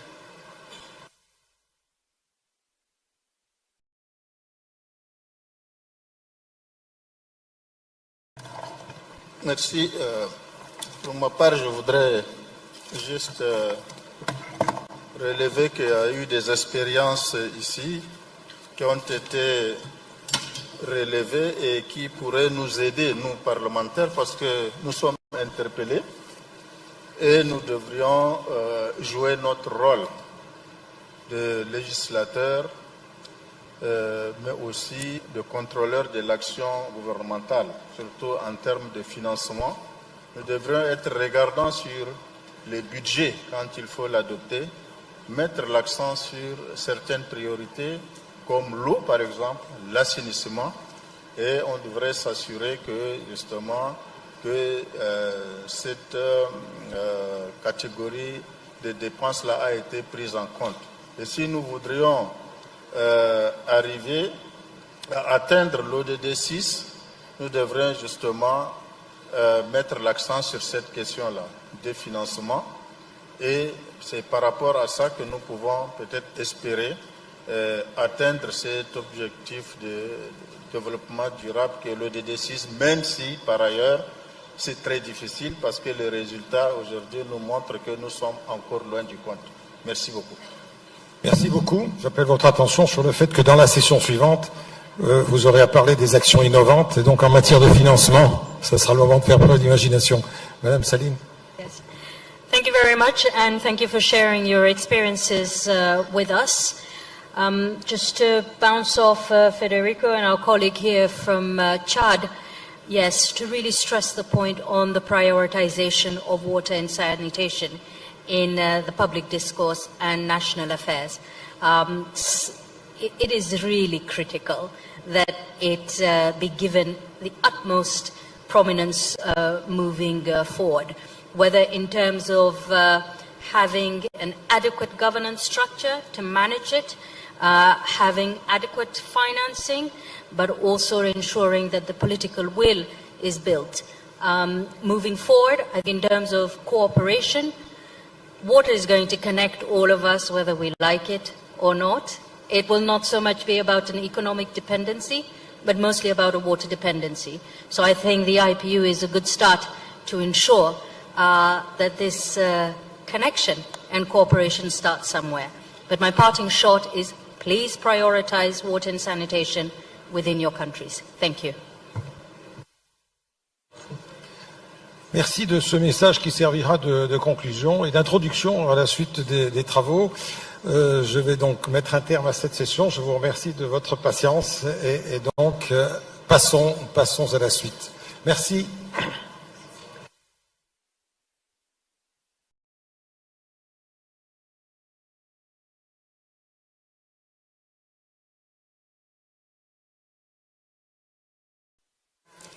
Thank you so much to the moderator as well as all of the speakers on the first panel session. So ladies and gentlemen, once again, thank you to Mr. Guy Fradlin from the World Water Council as the President's Special Advisor, as well as all of the speakers in the first plenary. So once again, ladies and gentlemen, we would like to remind you that tonight we're going to have the welcoming dinner hosted by Her Excellency Ibu Puan Maharani, located at the Mulia Hotel. All of the delegations are expected to assemble right after we finish the second plenary session at the lobby of this Pechatu Hall. No need to worry because we also have the shuttle that will also take you to the Mulia Hotel for our welcome dinner. Ladies and gentlemen, we will go directly to the second plenary session that will discuss further regarding innovative practices for inclusive and equitable access to water. The session itself will be led by our moderator, and we will also have several speakers that will discuss further regarding this topic. You may still have your speaking form to fill, and also later on, don't forget as well to fill your visit trip form. And of course, ladies and gentlemen, the coffee and tea are already served at the foyer area. However, unfortunately, due to the time constraint, we have no specific allocated time for the coffee and tea break session. So we will start immediately right now the second plenary session. For those who would like to take any coffee or tea, you may grab it at the foyer and bring it inside. While now we're going to continue with the second plenary session. So ladies and gentlemen, once again, please remain here in the Pechatu Hall, as now we will start the plenary session while we do a little bit adjustment or reset up to prepare ourselves for the second plenary. So in the meantime, ladies and gentlemen, once again, please don't forget to fill in the speaking form later on if you have any interventions or if you have any issues regarding the second topic of our plenary session. And don't forget as well to fill the field trip form. So please also join us and let us know your options for the field trip. And don't forget as well, once again, ladies and gentlemen, right after we finish the second plenary session, we'll just go directly to the Mulia Hotel for the welcoming dinner. And now, ladies and gentlemen, without further ado, we will start the second plenary session. On the second plenary session, once again, we will discuss further regarding innovative practices for inclusive and equitable access to water. The session itself will, of course, be led by our moderator. And the speakers during this second plenary session will be also varied, as we will have 5 speakers that will discuss further regarding our theme today. So without further ado, ladies and gentlemen, let's start the second plenary session. Therefore, may I request all of you to please be seated. Once again, we will invite the moderator as well as the speakers on the second plenary session. Once again, kindly be seated. Thank you.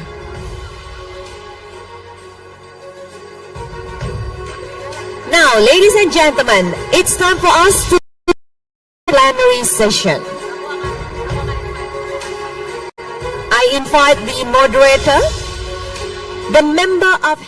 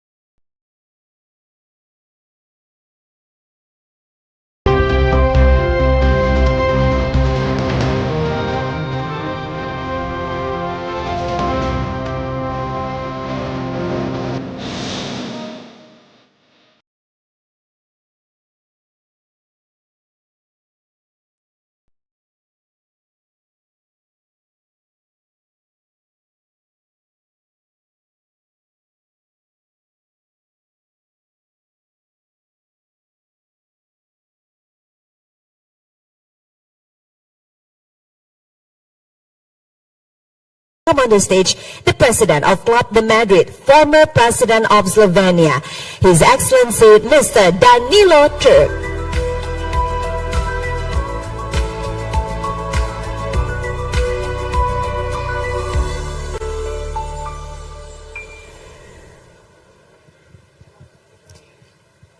We continue to invite the next speaker, Ms. Sarah Berg, Vice President, Australasia and the Pacific International Associations of Hydrogeologists.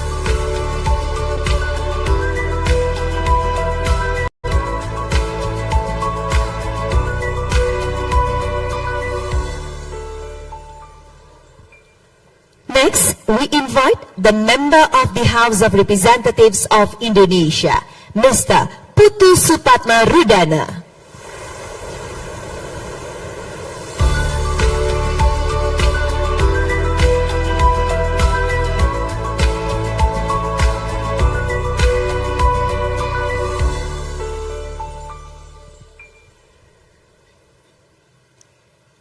And now, ladies and gentlemen, join me also to welcome the Member of Parliament Ivory Coast, Ms. Efrasi Lilian Chantal Yameogo.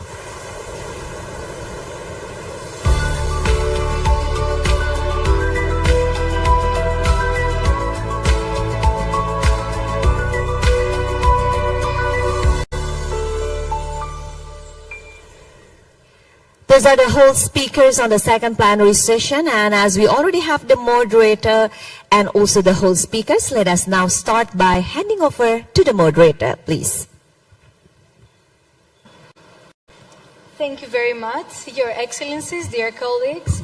I'm very honored to moderate the present session today under the title Innovative Practices for Inclusive and Equitable Access to Water. First, allow me to acknowledge the major importance of the 10th World Water Forum and congratulate Indonesia for the successful hosting of this very important event. And I would also like to congratulate IPU and all of you, dear colleagues, for your active participation in international events like this. It is very important bringing the voices of our parliaments, the local voices, the communities and the people that you represent at such global level, contributing in this way to more participatory democratic practices. Local communities are key stakeholders in water management and in understanding the needs and perspectives of populations facing socioeconomic disparities in access to water and suffering the most from environmental degradation, including women and girls, indigenous people and rural populations. In this session, we will discuss effective community engagement and legislative practices to address inequities in access to clean water and water management. This session aims to inspire more citizens in the process between parliaments and local stakeholders and co-create sustainable water management solutions. It will build on the discussions from the previous session.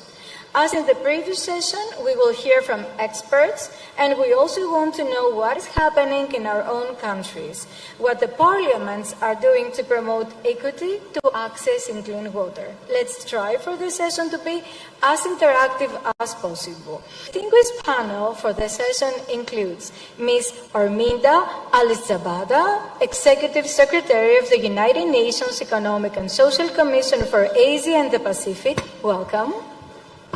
Mr. Danilo Turk, President of the Club of Madrid and former President of Slovenia. Welcome. Ms. Sara Burke, Vice President of the International Association of Hydrogeologists in Australasia and the Pacific. Welcome.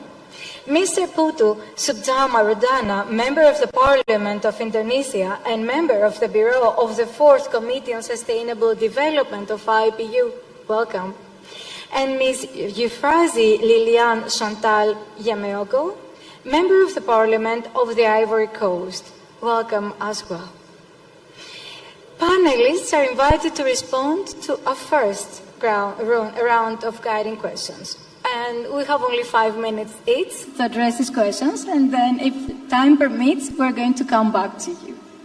So first question, what are the main factors that stand in the way of access to clean water in your country and regions? The question is about obstacles, what prohibit us to reach clean water, and what population groups are negatively affected. And secondly, the second question, what kind of innovation is needed in the policy and technological spheres to ensure more inclusive decision-making on clean water issues? The floor is yours. Thank you very much, Dionysia, and thank you very much for the opportunity for me to participate as well as to contribute to the discussion. To respond to the question, first of all, we need to understand what are the causes. If I may, I would like to start looking from both the demand as well as the supply side.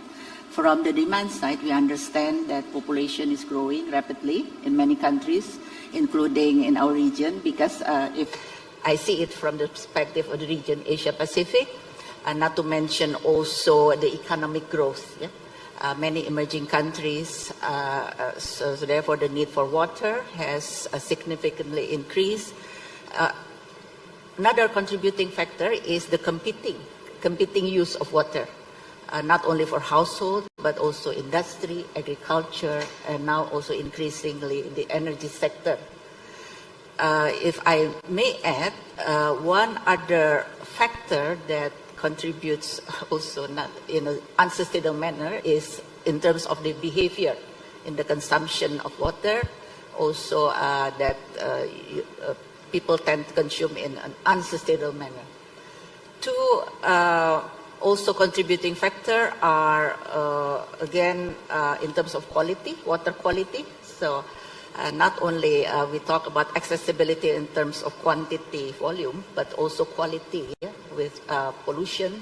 Increasingly, water gets polluted, and because many big cities are emerging in our region, in Asia Pacific, therefore the issue of subsidence. Many cities are started to shrinking cities. From the supply side, of course, we understand investment is not sufficient, but not only investment just to increase in terms of infrastructure, physical, but also how to have investment, a supply that is also demand responsive.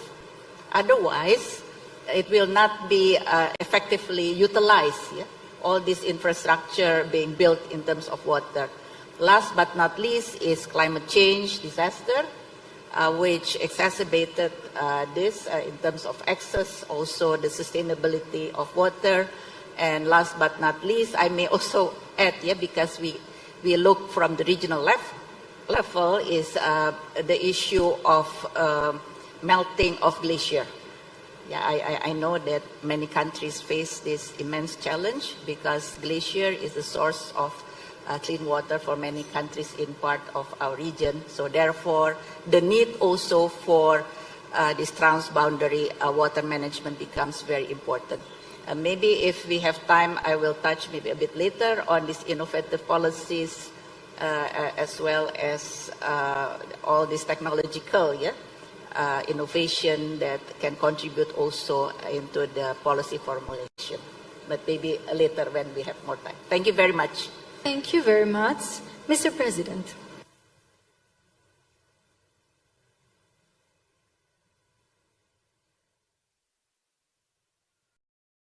Thank you. Well, let me start by making a general comment first, and that is I welcome the decision of IPU to put water so high on its agenda.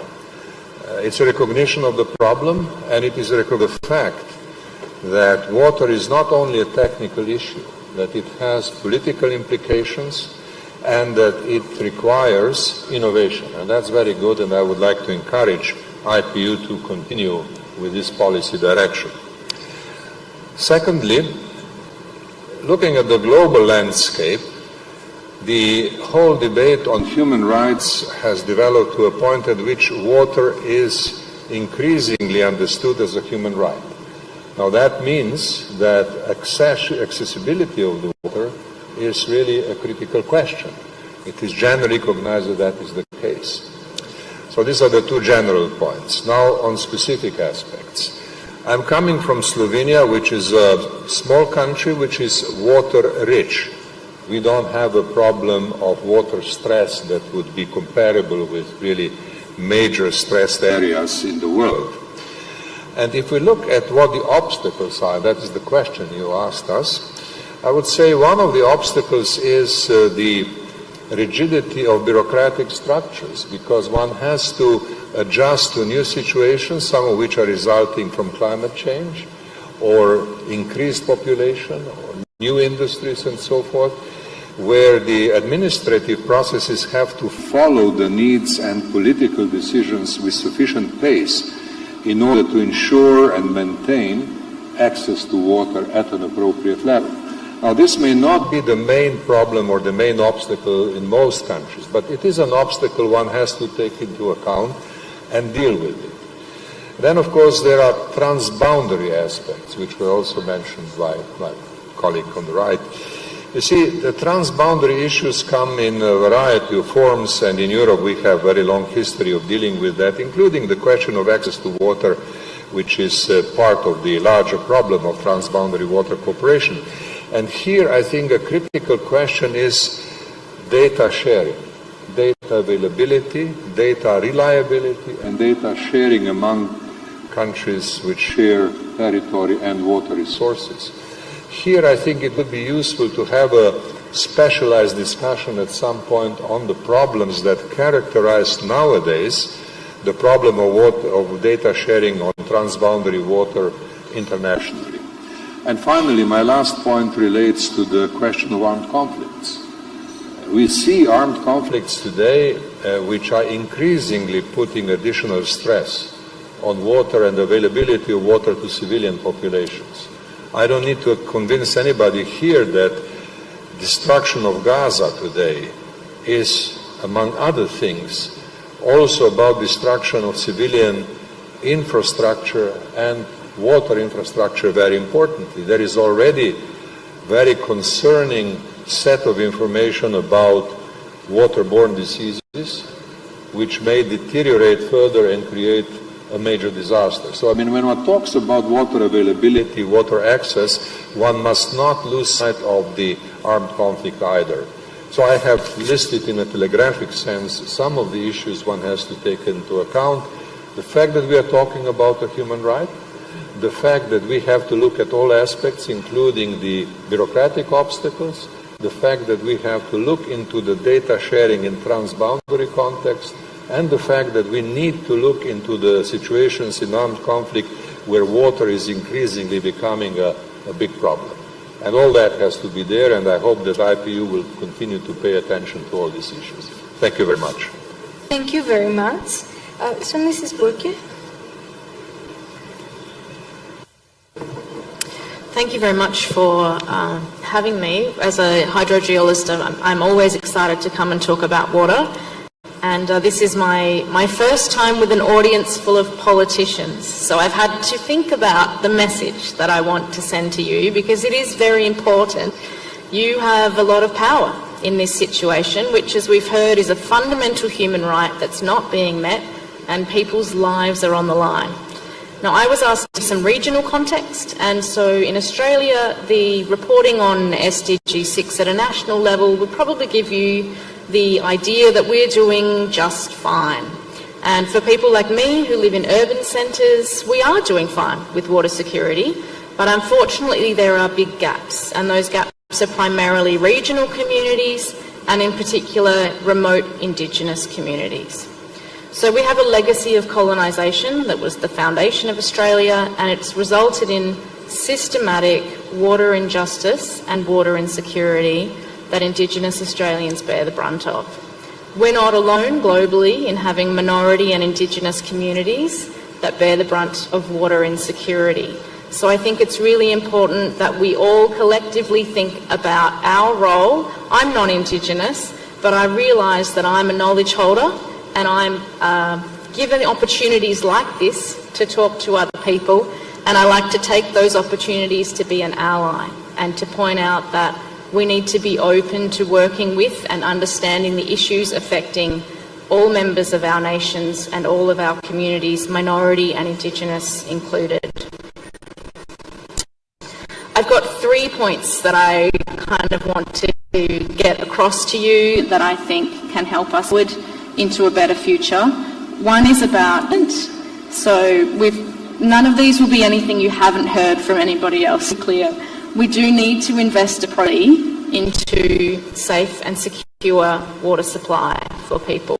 Now, what that means is not just sinking a well so that you can access groundwater in that particular community, but also money for maintenance of that well, money for monitoring, money for data management and transparency that we've heard about. Importantly, the upskilling and water literacy of the community, so that we're not just going in and installing a well and then leaving.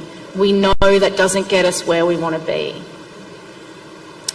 Increasingly, there's an awareness that we want to work with communities to have partnerships and to incorporate traditional knowledge and traditional water practice And I think this is really fantastic. And I'm loving hearing it from other countries as well as my own.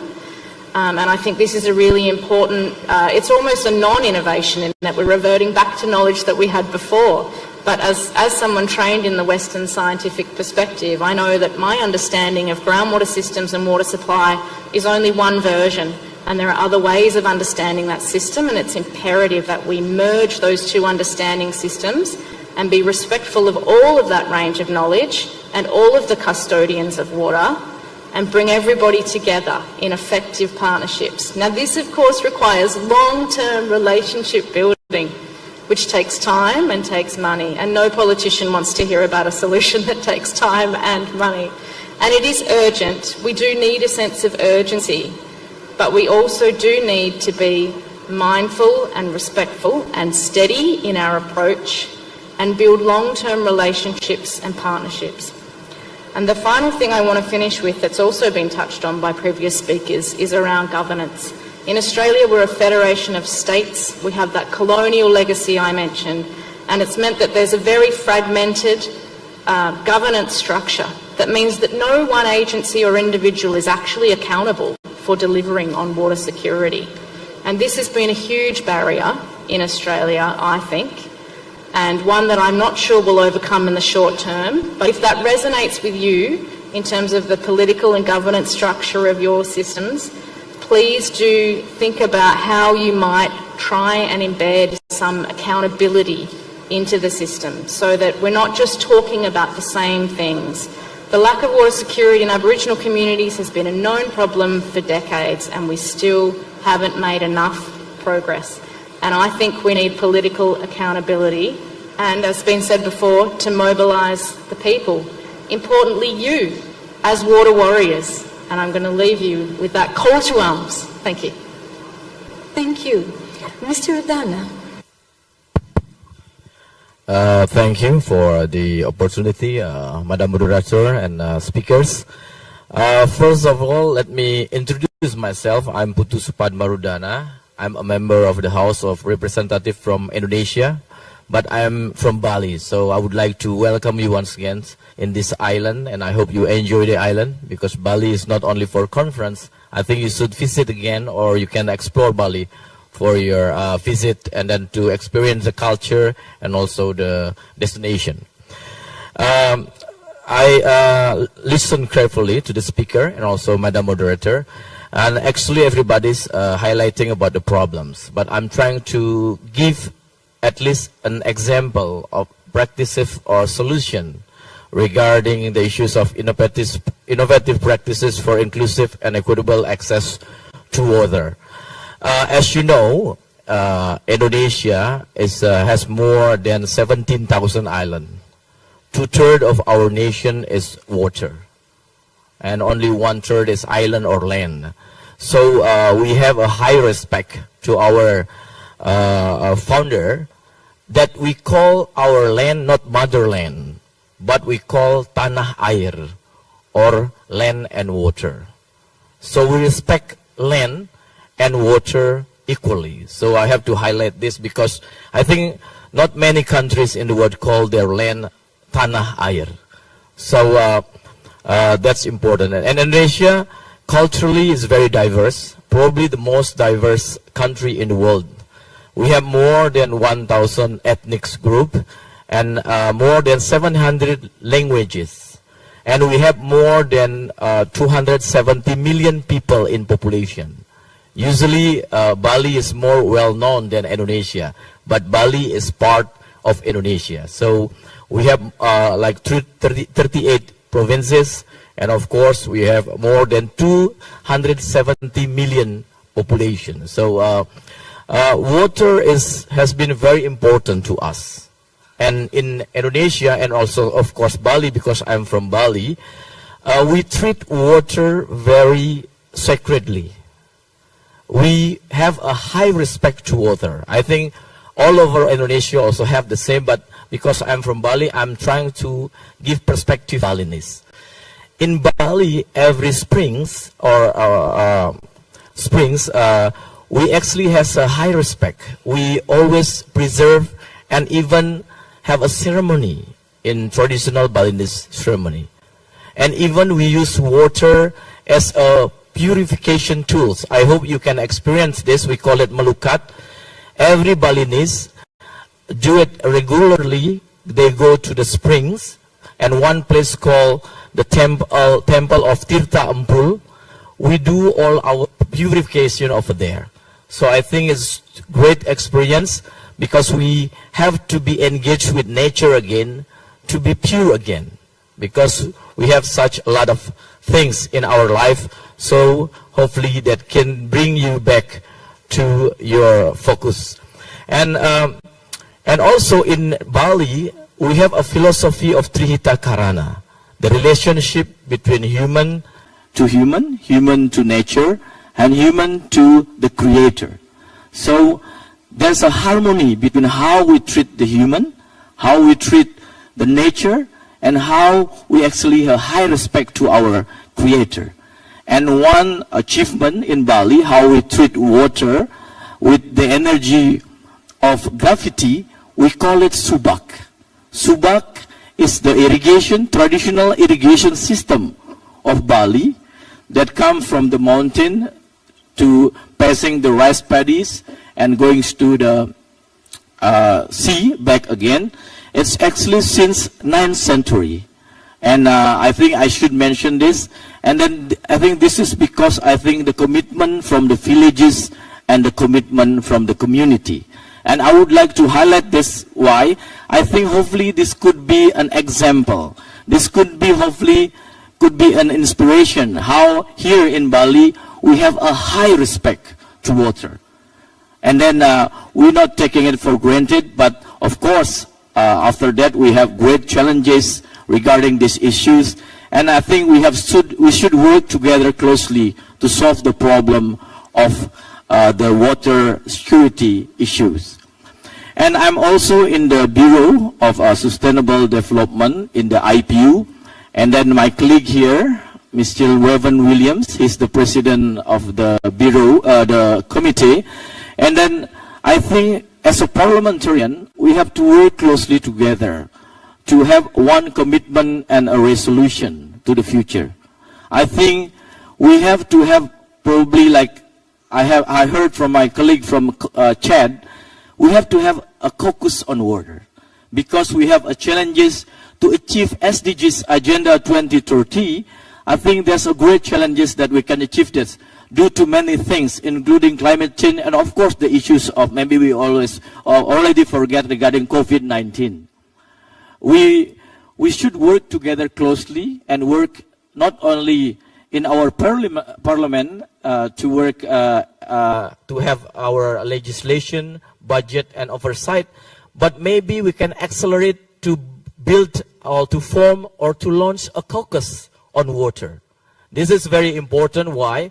I could accelerate and could assist, could help the committee in water, that we can work closely together to accelerate exponentially the achievement of Agenda 2030. We cannot work alone. We should work together. And I'm very blessed because I work closely with the IPU to make this first parliamentary meeting to be held here, because before 9 event of World Water Forum Parliament, especially IPU, didn't attend, but luckily this is the first meeting. I think we have to have a commitment together as a parliamentarian to go forward, actually to have a commitment to work closely, and water is very important issue to us all. And hopefully we in the Bureau, in the committee, can work one resolution in the IPU regarding these issues, because everybody has to be in the same page regarding these issues of water. And maybe finally, because I think it's already more than 5 minutes, but there's a lot of things I would like to explain regarding our community commitment also and involvement regarding our government efforts to achieve, to build infrastructure, regarding to have access for water to everybody. I mean, there's a great challenges. And then regarding also the issues of how we can work together regarding the technology to the future, how we can have the supply of water and water security, water equity to all. That's very important. So I think we should work closely together. I think in this meeting, Parliament already engaged, and I think we should work not business as usual. We should work exponentially together to achieve this.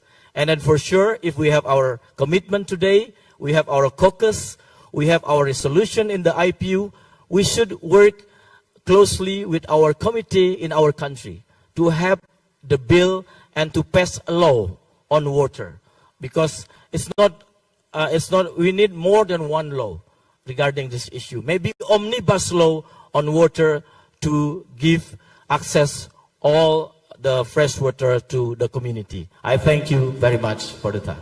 Thank you very much. And the floor is to Ms. Yamelko.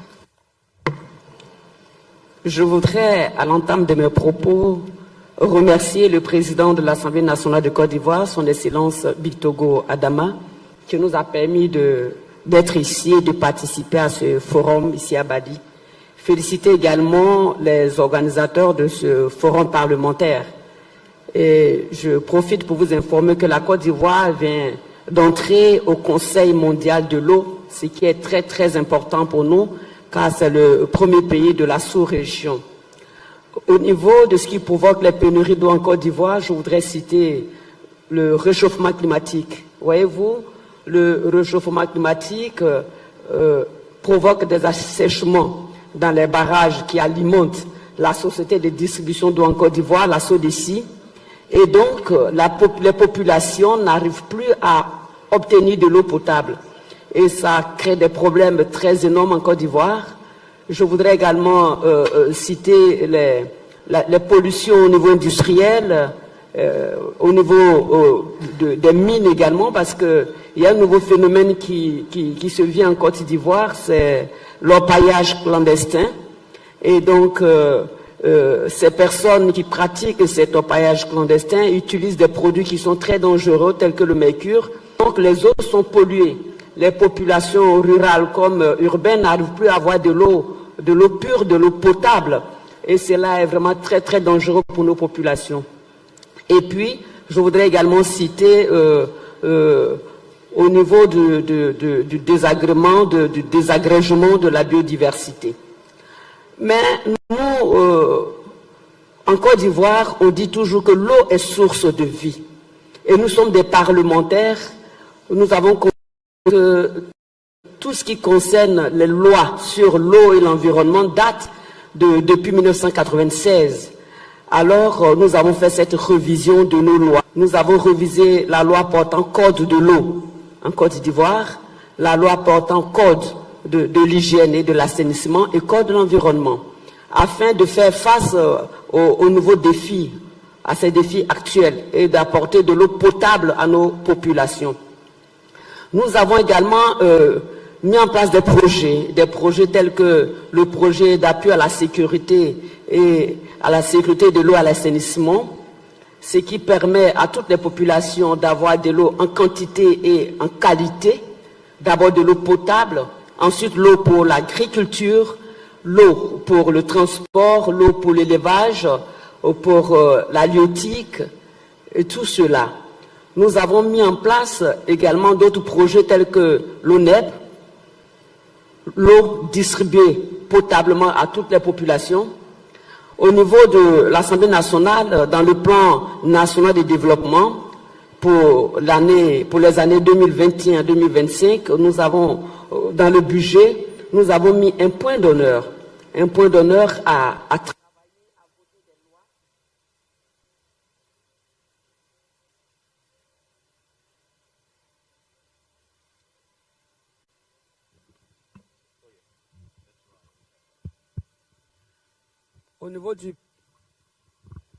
Au niveau du PND, nous avons mis un point d'honneur à voter des lois de sorte que les villes en Côte d'Ivoire, dont la population est au moins 4000 habitants, puissent avoir des stations de traitement d'eau, ce qui est très important, afin de renforcer le dispositif déjà existant. Nous avons également tout dernièrement construit et inauguré dans une région pas très loin d'Abidjan, qui est la région de la Mé, une station de traitement d'eau qui a une capacité de 240 000 mètres cubes d'eau par jour. Nous, au niveau de la Côte d'Ivoire, vous savez que la Côte d'Ivoire est un pays qui a 4 grands fleuves, et qui est alimenté par plusieurs rivières également. Mais ce qui est important, c'est la distribution de l'eau potable surtout. Et au niveau du gouvernement, nous mettons un point d'honneur pour que toutes les populations aient accès à l'eau potable, ce qui est très important. Nous avons au niveau de l'Assemblée nationale le réseau parlementaire de l'eau. Et ce réseau-là, je suis ici à Bali avec le président qui est l'honorable Kaïba Lambert. Et donc, ce réseau travaille avec les autres députés dans le but de voir comment est-ce que améliorer déjà les acquis pour que les populations aient plus d'eau potable, ce qui est très important. Voilà un peu ce que je voudrais dire, Madame la modératrice, pour le moment. Je vous remercie.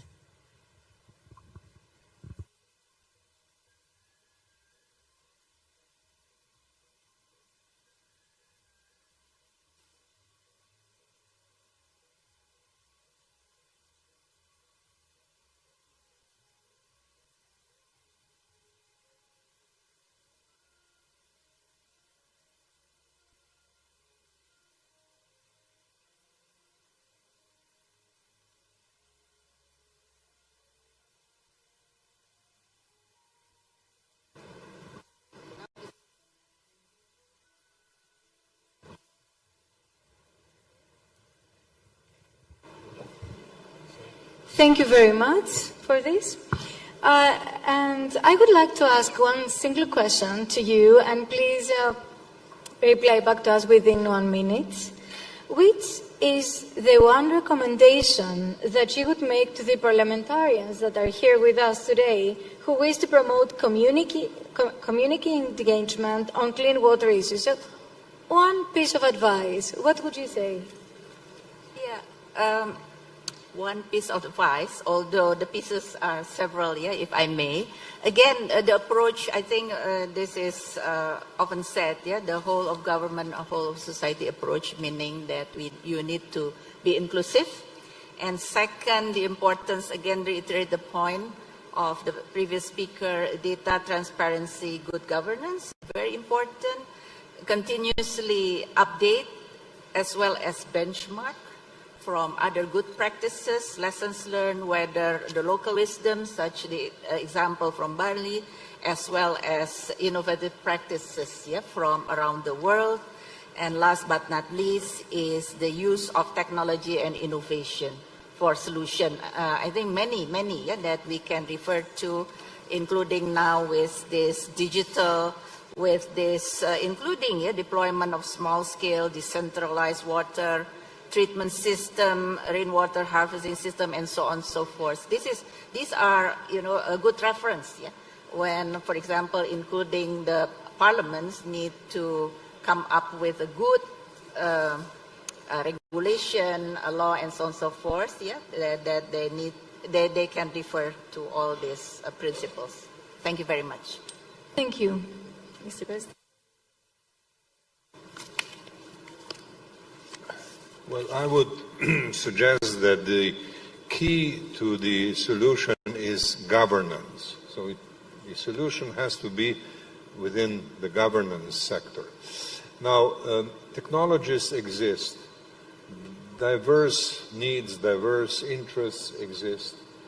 And the question of whether a government and the governing institutions are aware of the problem and are committed to solutions is a critical one.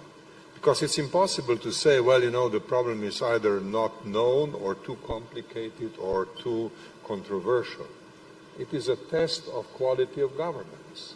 And my suggestion would be that water availability and water quality and equitable distribution of water should be among the central standards of good governance. That should be there, and unfortunately these achievements that exist are not at a sufficient level, so that should be part of the standards by which government and the systems of governance are assessed. That, I think, is critical, and I hope progress will be made in that direction.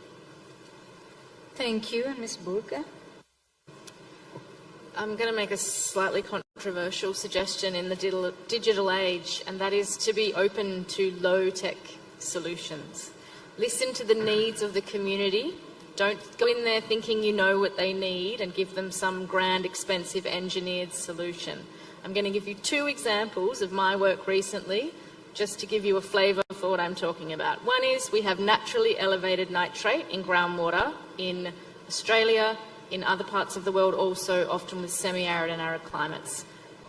Instead of having to send water to the lab to measure the nitrate concentration, who's got fish? They sell these aquarium test strips that will measure 6 parameters, one of which is nitrate.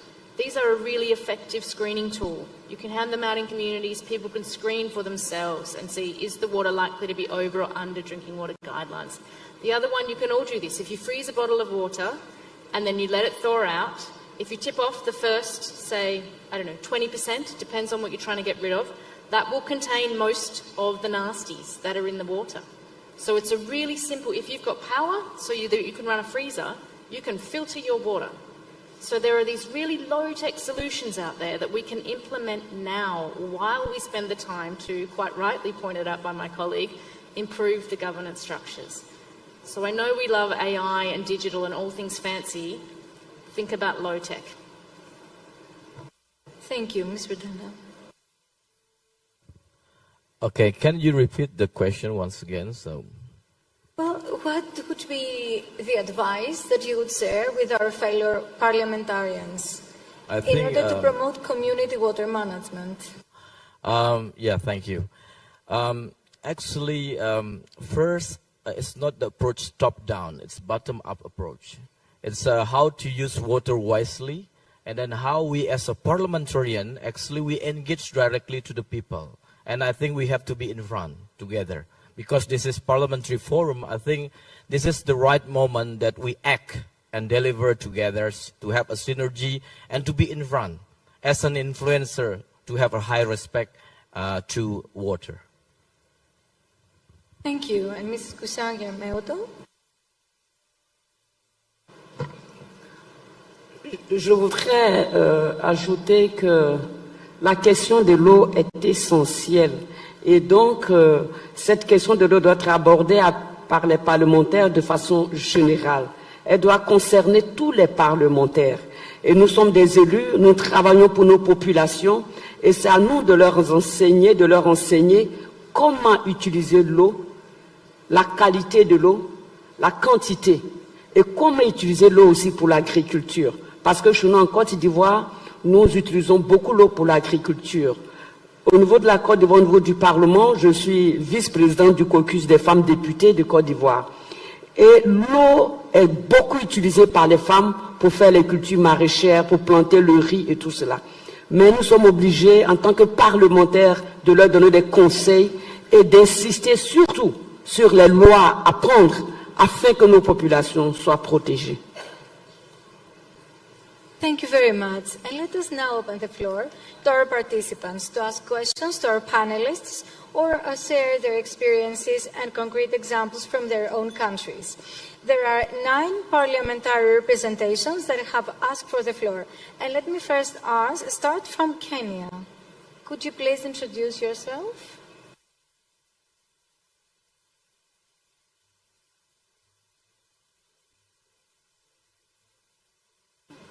Thank you. Thank you, moderator and your team. My name is Martha Wangari. I'm a member of parliament from Kenya, leading a delegation of both members of the National Assembly and the Senate. And we are here to share our experience as a country in terms of how far we've come. We definitely agree that water is political. We definitely are in agreement that parliament must do and must drive the change. Having been in Parliament for well over a decade, I can confidently say that I've seen the evolution of water advocacy, the water diplomacy driven by SDG 6. Have we done enough? Of course not, because I think there's still more to do. Number one, what can Parliament improve? On one issue is legislation. Laws governing water resources in Kenya, we have aligned it to the constitution of the country. We have enacted a Water Act specifically for 2016. We have enacted an Irrigation Act for 2019. These laws have been canvassed not only by parliamentarians, but have also been canvassed with the civil society, all-nation, all-society approach. Number two is a budget role. As has been said, we have to put our money where our mouth is. And I think this is the most important take-home from here, that most budgets from other departments grow exponentially, but not that for water, despite water being life. So from here, I'll take from what our member for Chad had said earlier, that we need a water caucus. I see in my country we have a climate change caucus, we have SDG caucus, but not a specific caucus on water. And it will not only improve the legislation, it will also affect and improve the budgeting for the team. Number three, we cannot speak of available, affordable, and accessible water if you do not protect the sources of the water. And I think for us as a country, we have been very clear. Last year, we hosted the first Africa climate change driven by our president, His Excellency William Ruto. And one take home from that conference is that we have a very ambitious project of getting 30% of forest cover, of planting 15 billion trees. And the most challenging thing is, how do you integrate this to the communities? How do you get children from school to take it as a normal thing that you must plant and nurture trees? And I think that is where we get all community come together. And if we do this, then we'll be targeting 15 billion trees by 2032. And I think, as had been said by one of the speakers, Malik, is that one thing Parliament of Kenya has done, it has opened Parliament to be accessible to the communities. Civil societies, non-government organizations can be able to write petition Parliament on any matter. We were dealing just last week, as she said, with a law on sextortion, matters that cut across women issues, health issues, all these matters, including climate change, that can be openly canvassed in Parliament. You can write to Parliament openly and be able to get your agenda on the floor of the House. And I think that for us, having an open Parliament is one of the things we have done as a Parliament, to open it up to the community so that they own it up. So I thank you and hope that to get some feedback from this forum, and also hear other countries' experiences on the same. Thank you very much. Let me now give the floor to Pakistan, and Ghana should prepare itself. Please limit your intervention to 2 minutes in order all the delegations to be able to take the floor. Thank you very much. Pakistan.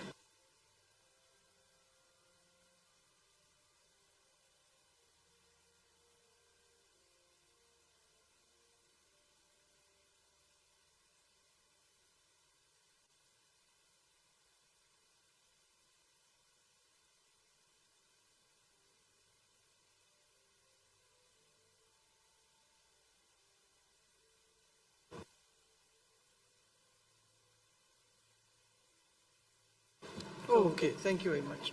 Thank you very much. It is on behalf of the Pakistan delegation. My colleague here, Dr. Nafisa Shah, she's a member of the National Assembly of Pakistan. I'm a member of the Senate of Pakistan. It is an honor and a privilege to be here, and we are grateful to the government of Indonesia for inviting us.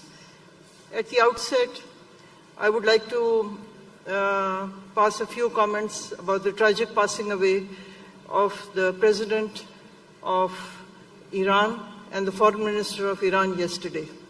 Iran is not only our neighbor, but we have religious and cultural ties with Iran's spanning centuries, and there's a history that we have an affinity with the people of Iran, and we express our deepest condolences to the people of Iran. As regards this forum and today's topic, I have been listening to the debates here today, and Also in Angola, we had the opportunity to interact with international NGOs on water management issues.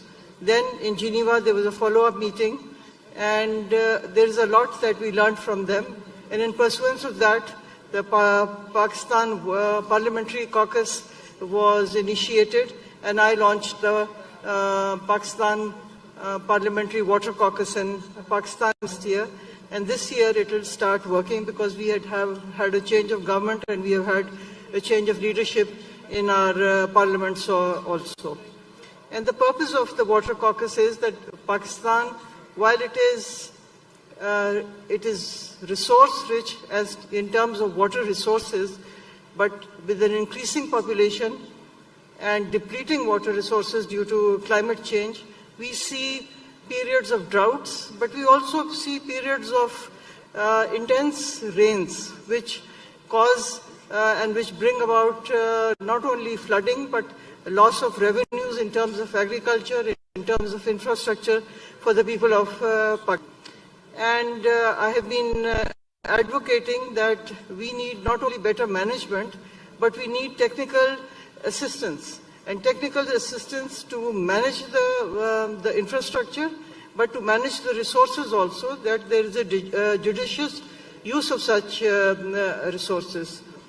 And the most important aspect as it relates to today's session and the present session is that it is very, very important to speak to the communities and to motivate them that what is in their best interest is that we all work together for managing our water resources.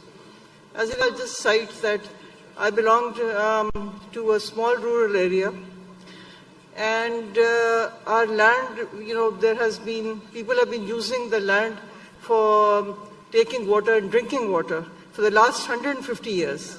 And to this day it continues. And for us, water is not only life, but it's very sacred.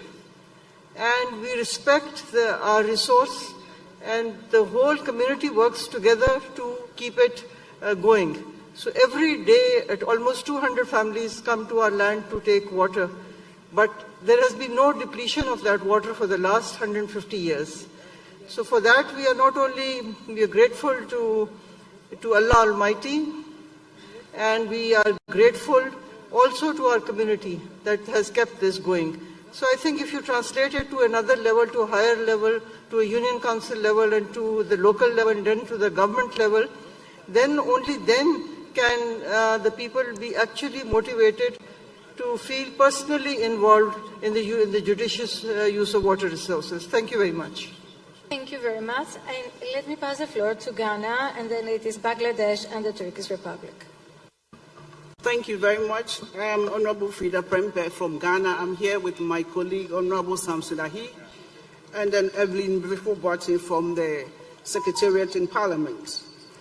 Ghana aims to achieve equitable access to basic drinking water services by the year 2025, and we seek to use innovative ways to ensure that the good people of Ghana and across the country have access to clean water. We are looking at wastewater treatments. We are looking at cleaning polluted water. We are looking at seawater desalination, which we've already started back at home in Ghana. We are also looking at industry data monitoring. For example, the Technology and Innovation Department oversees metering and instrumentation, non-revenue water, ICT, research and development, and geographic framework for distribution and customer care operations at the Ghana Water Company Limited. As part of our efforts in meeting the 2030 Agenda Sustainable Development Goal 6, governments have innovative pathways for ensuring water accessibility to the citizens of Ghana. For instance, about 87.7% of Ghanaians now enjoy basic water supply services. We are working closely with the private sector. We are working with CONIWAS, which is the coalition of NGOs in the water industry. We are working with the district assemblies. We are engaging the communities to empower local communities to manage their water resources and ensuring that distribution is fair and meets the needs of all members. We've also decentralized our water system. The Ministry of Sanitation and Water Resources has 3 agencies under the ministry. We have the Water Resources Commission, we have the Community Water Department, which sees to rural water development, and we have the Ghana Water Company, which sees to urban water development.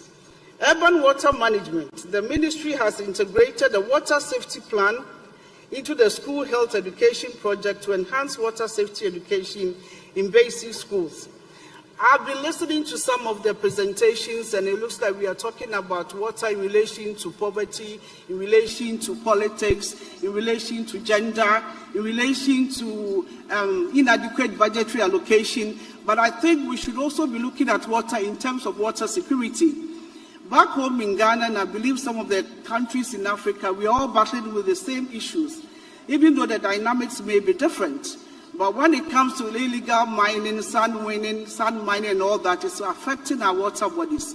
And the Water Resources Commission is mandated to ensure that our water bodies are protected. So in terms of rural water management, we have integrated water safety plans into the school health education project, which is aimed at enhancing water safety education in basic schools. Efforts to achieve the Water for All agenda is also ongoing, and we know that by the end of this year, we've been able to sink about 31,388 boreholes. We want to ensure that the people of Ghanaians get access to water in the remotest parts of the country. So the Community Water and Sanitation Agency works directly with the district assemblies to ensure that water and sanitation issues are well dealt at that level. When it comes to education, and even in terms of productivity, women are vulnerable, girls are vulnerable. They have to use ample time to seek and source for water before they go to school. So it affects gender parity as well. So we want to ensure that we empower women at that level. We empower the disabled people in our communities, and they ensure and collect the small stipends that people pay to fetch water at the rural communities. Work in partnership with the civil society organizations in Ghana, and they also contribute to innovative practices for achieving inclusive and equitable access to water. Water is life, and I think that it's about time that we look at water from the health perspective. We look at water from the security perspective. We see water that without water we cannot survive, we cannot sit here, and we cannot even breathe. So we have to place premium. As members of Parliament, we advocate for our communities. We bring issues from the constituency to the floor of Parliament. We make statements on the floor of Parliament. And I believe that as members of Parliament, we have the voice to ensure that the issues affecting water is highly placed, or a premium placed at the feet of the President. Parliament plays a significant role in promoting inclusive and equitable access to water by enacting laws, as my colleague rightly said, and regulations that ensure the sustainability and sustainable management of water resources. And we also have a responsibility to oversee government actions and hold decision makers accountable for their commitments. So Ghana is poised to ensure that we give the good people of our country access to clean drinking water. Parliament's representational and deliberative role in ensuring water inclusivity, access, and equitability involves advocating for the interests of citizens and engaging in to address water-related issues. Thank you very much. Thank you very much. And let me now pass the floor to Bangladesh. Okay.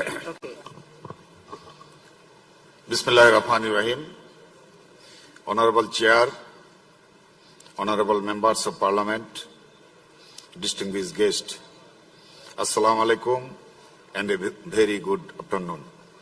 I am Enamul Haq Shamim MP, ex-Deputy Minister, Water Resources, People's Republic of Bangladesh.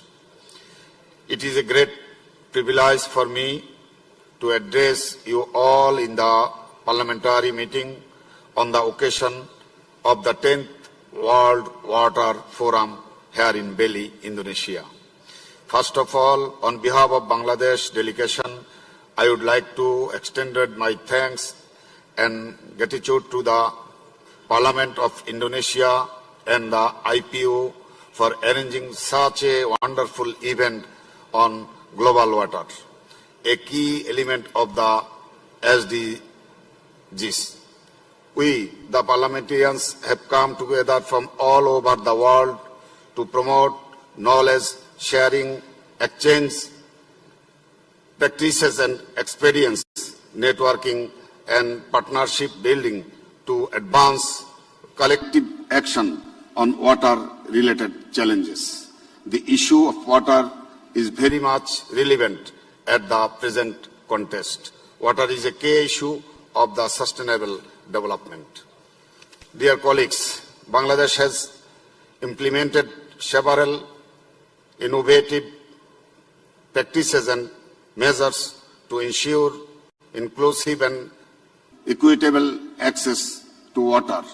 Due to our geographical location and vulnerability to climate changes, water resources management is critical in our country.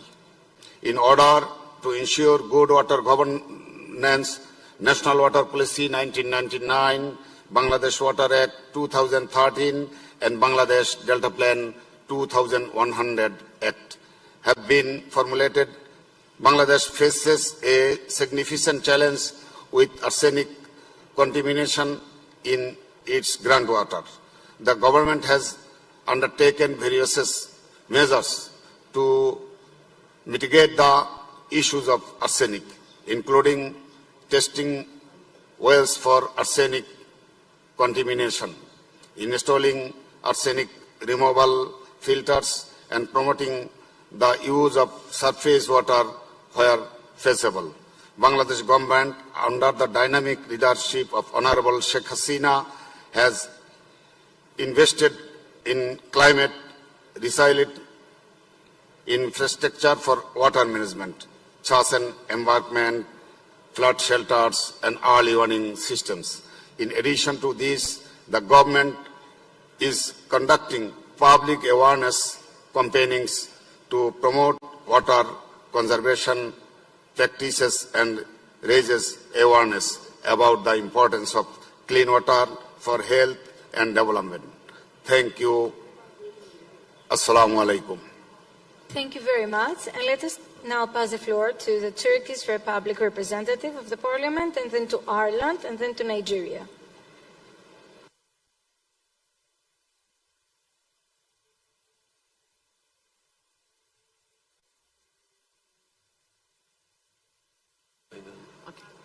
Okay, sorry about that. Thank you for giving this opportunity. Thanks to the speakers. They provide comprehensive information for us. Emerging technologies and innovations are present great opportunities to redefine our approach for conserving this precious resource. Rainwater harvesting, desalination, grey water harvesting, remote sensing, early warning systems are the new examples in that regard. Reducing cost of the innovative technologies are critical. In this regard, artificial intelligence can be an invaluable asset in this endeavor. At this point, I would like to give a brief information about Turkey's efforts, endeavors on the issue. Turkey has accelerated her efforts to promote water-saving technologies, especially in agriculture. In that regard, models are being created to reduce water use and increase the production of plants that consume less water. Dear colleagues, as I conclude my words, I would like to take your kind attention to the situation in Gaza in terms of accessing the right to drinkable water. Unfortunately, people in Gaza, including women and children, are unable to reach out even dirty water to drink. Let's put aside the clean water. This is the other side of the coin to be considered in our present world. Thank you. Thank you very much, and let us pass the floor to Ireland. Thank you, Madam Chair. I'm addressing you. My name is Dennis Naughton. I'm a Member of Parliament from Ireland. I'm also Chairperson of the Inter-Parliamentary Union Working Group on Science and Technology. Chair, our actions as Members of Parliament to strengthen policies and legislation on both water and sanitation must be evidence-based. I think there's 5 steps that we can take to achieve this. 1, we need to have greater cooperation with relevant researchers and experts. I think this was referenced by the Under-Secretary General, who said we need to learn from best practice. Secondly, we need to direct governments to specifically reference scientific evidence in policy proposals and legislation. Thirdly, we need to develop both formal and informal dialogue between Members of Parliament and interdisciplinary scientific communities. And Honourable Puto made that point in regarding the establishment of water caucuses.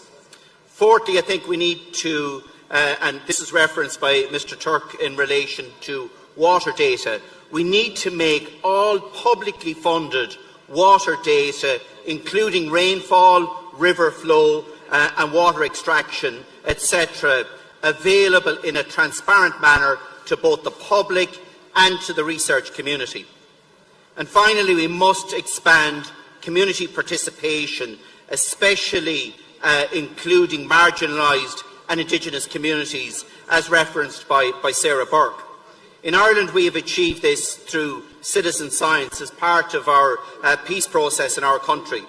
This is not just members of the public collecting data on water and water quality, but working with citizens to develop water protection strategies, protecting both surface and groundwater sources, and also the communities themselves enforcing water laws rather than relying on the state authorities to do this. This citizen-focused approach has been possible through the building of trust between science, citizens and us as legislators. And we have made these tools available to other countries and other parliaments, and they're accessible on the website catchmentcare.eu.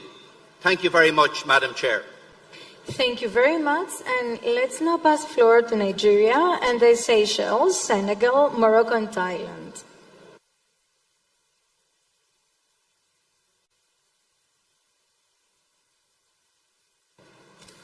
Thank you, Madam Chair and other panelists. I bring you a greeting from Nigeria, and with me here is Honorable Sada Soleh, Chairman, House Committee on Water Resources, and other delegation with me from Nigeria.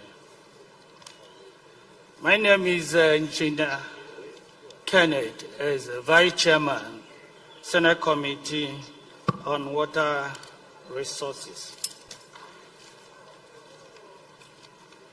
Nigeria is a beautiful country with an abundance of water body resources, covering over 13,000 square kilometers to nautical miles, and operates more than 250 dams.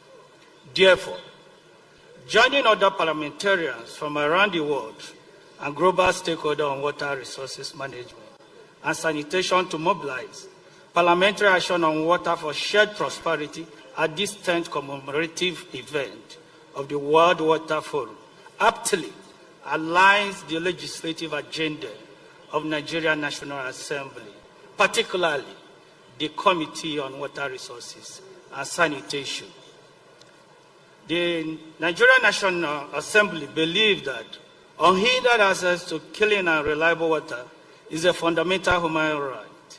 Yet, millions of people around the world and most African and Asian democracies struggle to secure this basic necessity of life. However, governments have a critical role to play in ensuring equitable access to water and effective water management. But as representatives of people, members of Parliament have a deeper responsibility to address these pressing issues through multi-level legislative instruments, including legislation, oversight, and budgetary allocation. Parliamentary water caucuses and parliamentary water diplomacy initiative to drive progress and sustainable development towards universal access to water. One of the central roles of the Parliament is to enshrine the human right in national law. This form of legislative action establishes a legal framework that obligates the government to progressively realize this right for all citizens and stimulate society bodies and non-governmental organizations to drive advocacy and awareness on water and sanitation for sustainable development. This critical registration will also empower parliaments to strategically hold executive branch of government accountable for implementation of water policies and programs in line with the extant provision of laws and policy design. This would include integrated legislative action on scrutinizing the system, monitoring and evaluation of equitable distribution of water services, and ensuring the participation of marginalized communities in decision-making. To achieve this, I'm excited to share the unique and innovative approach employed by Nigerian Senate and House of Representatives, especially the Committee on Water Resources and Sanitation. During the enactment of the Nigerian 2025 Appropriation Act, or if you prefer, the national budget, responding to the need for adequate provision for water resources infrastructure in line with the Parliament legislative agenda, the Nigerian Parliament raised the water resources budgetary allocation by over 50% and currently designing an oversight framework that focuses on the targets of the SDG 6 as benchmarks, variables of assessing executive branch performance through legislative policy oversight. Additionally, the Parliament of Nigeria has enacted and operationalized about 15 legislations that are focused on the proper administration and management of water resources. The River Basins Authority, Specialized Resources Management Institute, Hydrological Services Agencies, and Integrated Water Management Commission, among other national policies, instruments in water resource management and sanitation. These regulations were designed to promote sustainable and inclusive water management system. We therefore use this opportunity to this forum to announce to the global community that Nigeria is ready and open for large-scale financial and technology investment in water resources and sanitation sector, especially in the area of technology transfer through investment in modern technology and other value chain for sustainable development. Thank you very much. Thank you very much. So Seychelles, please. Thank you, Madam Moderator. My name is Waven William, Member of Parliament from the Seychelles, and also President of the Committee of Sustainable Development of the Inter-Parliamentary Union. Well, with regards to my role as representative of the people, what I tend to do is stay connected. Ensure that every week, door-to-door visits are being made, so I stay connected. I'm on top of the problems that arise with regards to water issues. And, we created a committee in Parliament, that's the Food Security and Sustainable Development Committee, whereby we take the ministry concerned to task by calling him to Parliament for question time or for public hearing. And with regards to ensuring the right of the people with regards to water. I mean, I can do so little at my country level because I come from a very small island state. But I would like to put a question to the panel. I mean, anybody can answer me or give remarks to that.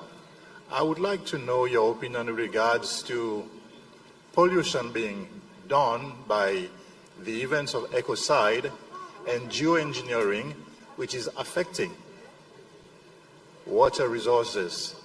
Do you think that as a small island state should be taking recourse to International Court of Justice? Because I don't know as now whether this within the UN Water Treaty is being recognized. So I would like your opinion on that. I thank you. Thank you very much. And Senegal, please.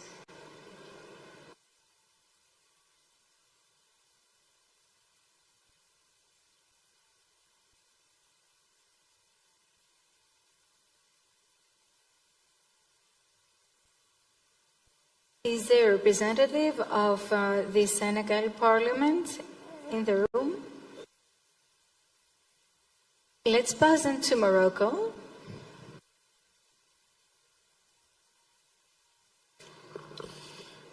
Merci. Je vous prie de mettre vos casques parce que je vais devoir passer à l'arabe et pour cause je suis un parlementaire du Royaume du Maroc.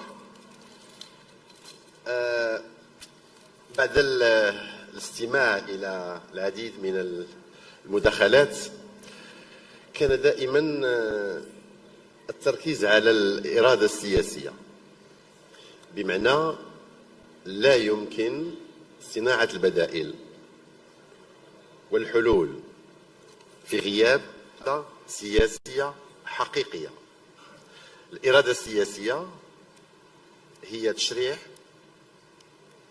هي قانون، هي تنزيل، هي التنفيذ. السؤال: ما حظوظ الشعوب اليوم في توفر حكامهم على الإرادة السياسية؟ أعتقد أنه لا يمكن لأي إصلاح مهما كان أو مهما كانت أهميته أن يصبح واقعا بعيدا عن الإرادة السياسية. ألا ترون اليوم أننا ربما أخطأنا عنوان المنتدى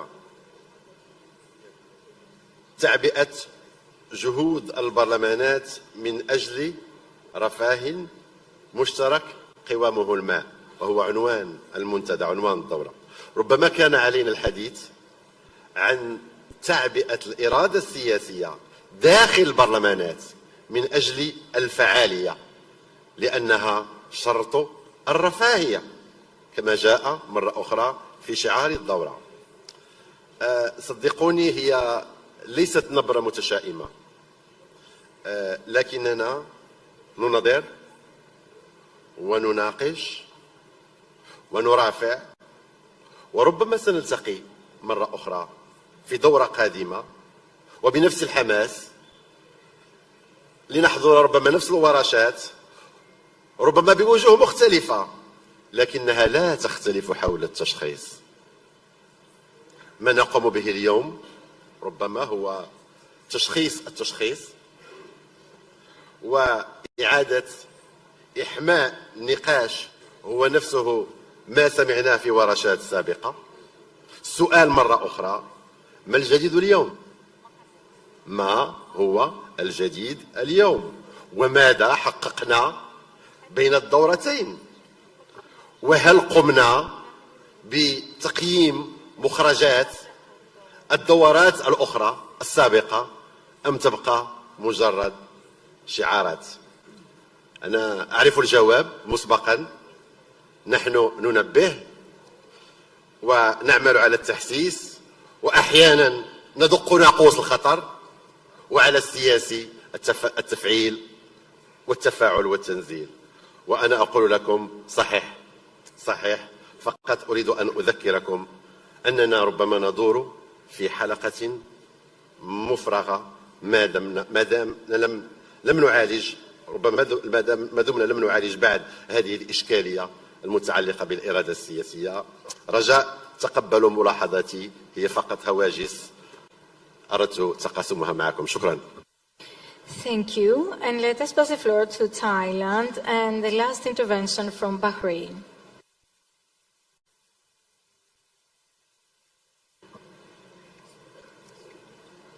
Madam Moderator, speakers,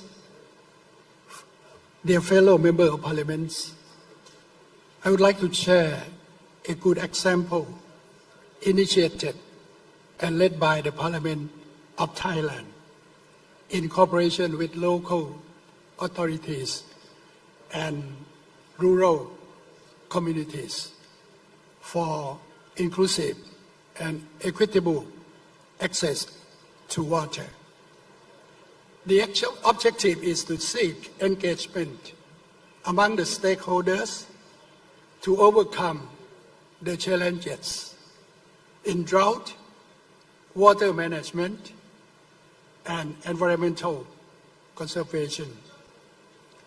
The project called A Small Community Dam to Fight Poverty is a leading model to support local communities to preserve sources of water for consumption and especially agricultural activities.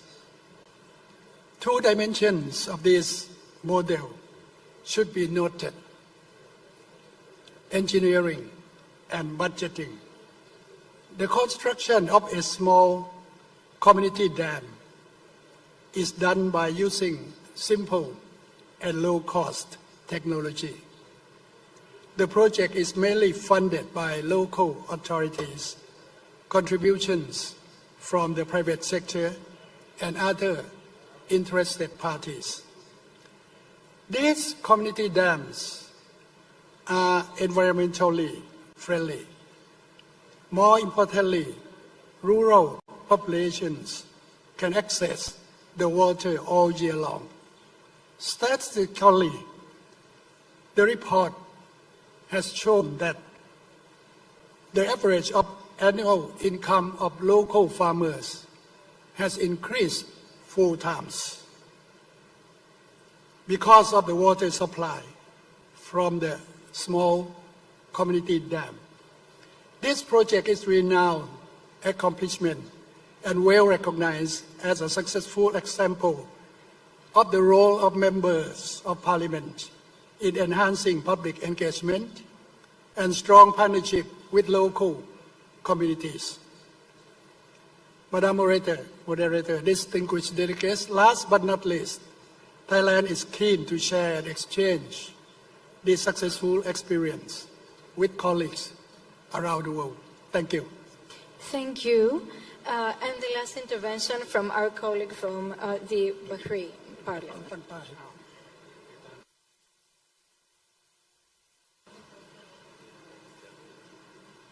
Thank you, Madam Le Chair. Sénégal avait demandé la parole. Le Sénégal avait demandé la parole.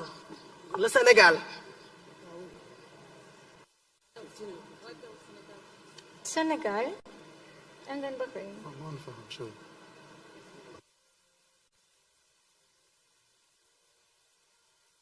Please, since you asked, and then Senegal, it's fine. Oh. Thank you, Madam Moderator. My name is Mohammed Ali. I'm the member of the Shura Council of the Kingdom of Bahrain. باسمي وفد مملكة البحرين أود أن نشكر حكومة جمهورية أندونيسيا الصديقة ومجلس النواب في أندونيسيا والاتحاد البرلماني الدولي ومجلس المياه العالمي على حسن تنظيم هذا الاجتماع. يقول الله في القرآن الكريم: وجعلنا من الماء كل شيء حي. فالماء هو أساس الحياة وأساس وجود كل المخلوقات والموجودات، وبدونه تنعدم الحياة. لذلك الحفاظ على هذا المورد الهام مسؤولية عامة وخاصة، وبحاجة إلى تشريعات دولية ومحلية، وهذا أعتقد هو الغرض الرئيسي من هذا الاجتماع. هناك مسألة طبيعية هي عجز موارد المياه العذبة على تلبية الطلب على المياه، وهذا من أكبر الأخطار العالمية، وما يزيد الأمر سوءا هو المنافسة السلبية على استخدام هذه الموارد، وكذلك النزاعات بين الدول المتجاورة. ثلث سكان العالم يعانون من ندرة شديدة في الحصول على المياه الصالحة، ومن المؤسف أن النسبة الأكبر تقع في البلدان النامية. أضف على ذلك ما يحدث إلى باقي المياه من تملح مضطرد ومشاكل بيئية مختلفة، وما يزيد الأمر سوءا هو تغير المناخ المتزايد عبر هذه السنين ال40 الخاصة، والذي أثر بشكل سلبي على تلبية جودة المياه وتوفرها. النتيجة هي أن المياه تعاني من مشكلة مركبة جغرافية، جيولوجية، مناخية وبيئية، والأهم هي المشاكل السياسية التي تعاني منها المياه. نحن بحاجة إلى تشريعات نتفق عليها وقرارات دولية ووطنية تأخذ في الحسبان هذه المسببات والحد من تأثيراتها. نحن في مملكة البحرين بقيادة صاحب الجلالة الملك المعظم نولي هذا الأمر أهمية كبرى، والسلطة التشريعية بالتعاون مع الحكومة تقوم بسن التشريعات الملائمة واتخاذ الخطط المناسبة للحفاظ على المياه وجودتها وتوفرها. نحن نتطلع أن يخرج هذا الاجتماع بالتزام وقرارات واضحة وخطة عمل تدعو إلى تعاون دولي بين البرلمانات لتحقيق التنمية المستدامة للمياه والوصول إلى المياه الصالحة للشرب والاستعمال البشري، ونخص بذلك المياه التي تعاني من هذه المشاكل في بلاد النزاعات، وأخص بالذكر غزة وما يعانيه سكانها هناك من نقص شديد في المياه الصالحة نتيجة الحروب المفروضة عليها. إذا أدعو هذا البرلمان للخروج بخطة واضحة لمعالجة هذه المشاكل كلها المتعلقة بالمياه. شكرا جزيلا. Thank you. And Senegal.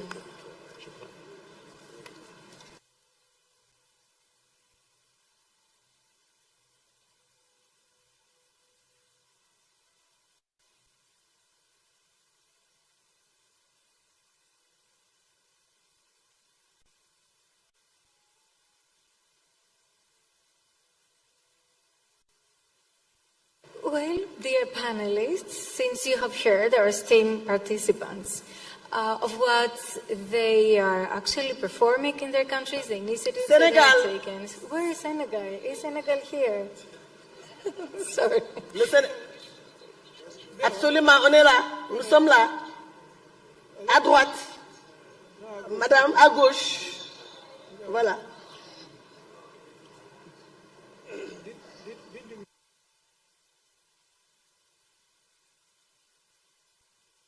Je voudrais vous remercier. Je suis Madame Kanouté Adji Mergan.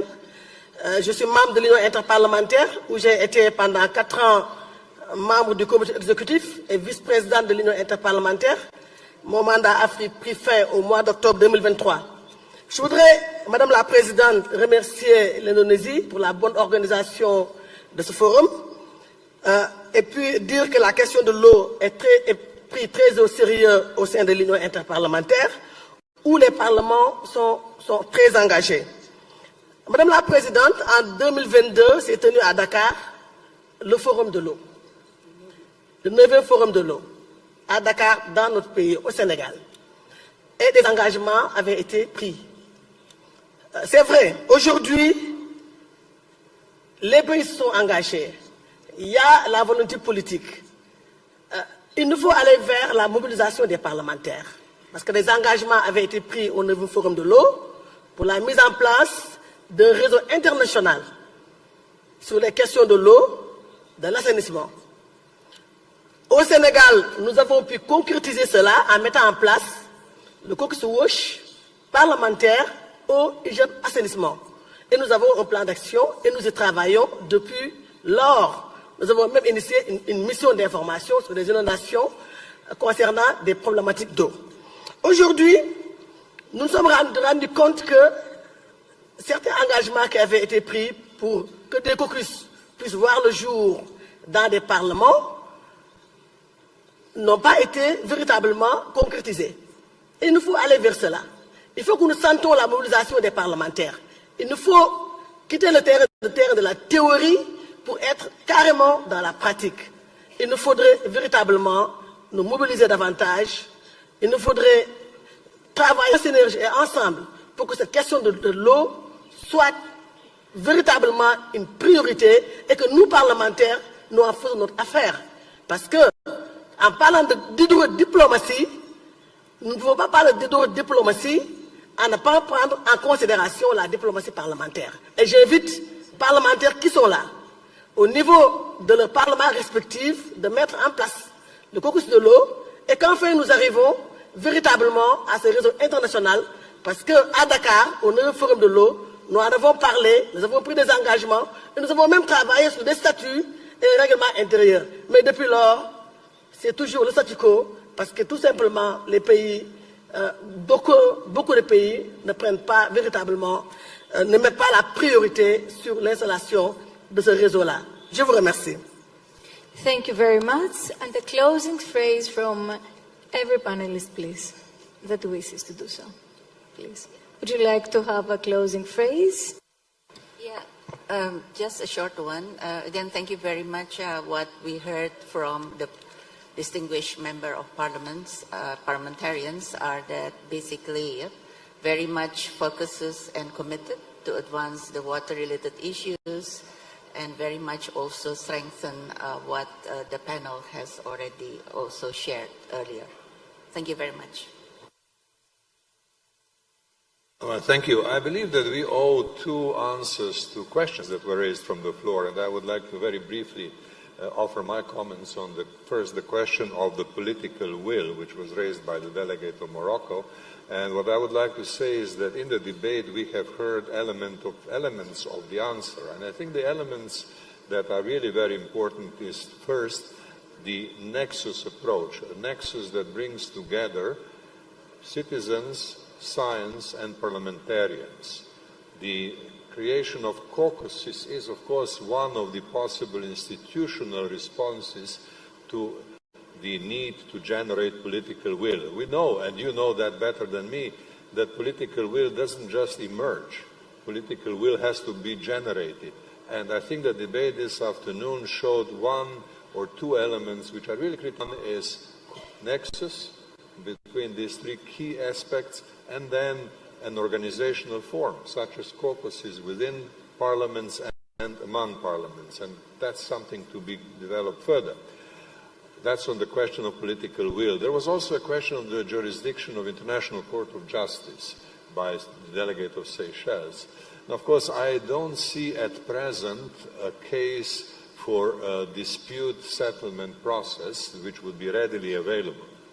But I think it can be developed over time. And I believe that step one would be to obtain, perhaps through the General Assembly of the United Nations, a request for an advisory opinion of International Court of Justice on the legal aspects of pollution, the ones that the delegate of Seychelles referred. So an advisory opinion would clarify the legal environment, the legal issues that have to be resolved. And I believe that once that is done, then of course the question of possible contentious case, that is a case directed towards specific polluters, can be made before the International Court of Justice. An approach in two stages. Thank you. Thank you. As a science educator, it's been wonderful for me to hear about all of the good work that you're all doing and the amount of political will that there is in the room. It gives me a lot of hope. I want to leave you with the knowledge that groundwater is more than 90% of liquid fresh water on our planet. And yet we don't see these systems. We don't have an intuitive understanding of them. Their spatial and temporal scales are immense. And so I want to leave you with a call to increase groundwater literacy. It's really important that we understand groundwater systems and the dynamics and the complexities so that we can appropriately use them into the future. Thank you. Thank you. Thank you, and thank you also for the great sharing experiences. I think it's very important. But first is regarding political commitment. I can see all that we have political commitment, but I think it has to be more ambitious. I think I quote from the COP28, act, unite, and deliver. I think on water, we should work like that, act, unite, deliver together. And I can see the commitment, and let's make a shared commitment for this historical first parliamentary meeting on the occasion of World Water Forum, the 10th World Water Forum. I think we all do agree water is very important, and we should work together closely regarding this very important issue. Thank you very much. Thank you very much. Nous avons vu tout à l'heure que cette question de l'eau a mobilisé beaucoup d'énergie parce que tous les parlementaires ont compris que la question de l'eau était très très importante. Et donc je pense que c'est une action pérenne. Nous sommes des politiciens, nous sommes des élus et nous devons continuer à éduquer nos populations. Nous devons continuer dans nos parlements à nous battre afin que des lois adéquates soient votées pour que nos populations soient mieux servies en eau de qualité et que nos agriculteurs soient servis en eau abondante afin que nos cultures soient vraiment bien arrosées. Merci. Thank you very much, Your Excellencies. This session provided important insights into ways to ensure inclusive decision-making on clean water. There is certainly a lot of space for dialogue and partnerships between policymakers and technological innovators on sustainable water management, especially in our era of rapidly changing climate and unpredictable weather. Thank you very much. Thank you so much to our moderator as well as all of the speakers on the second plenary session.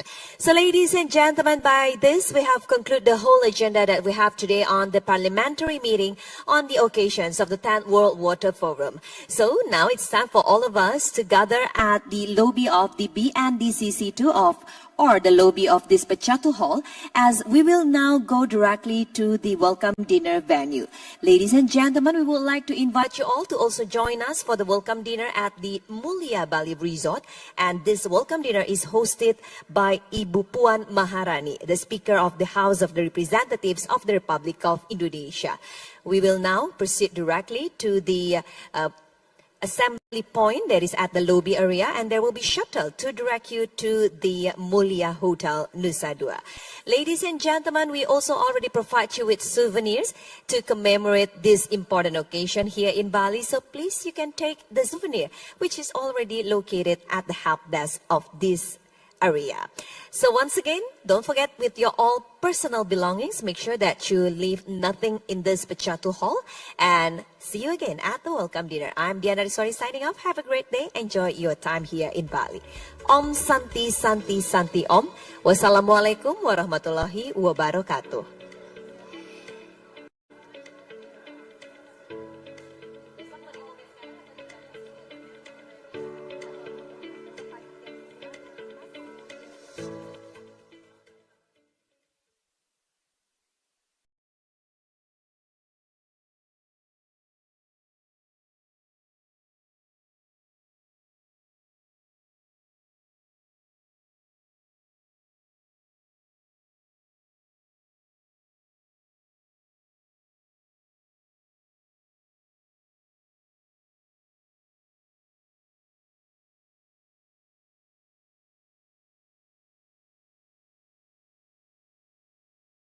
Again as well here at Pachatu Ball. Thank you.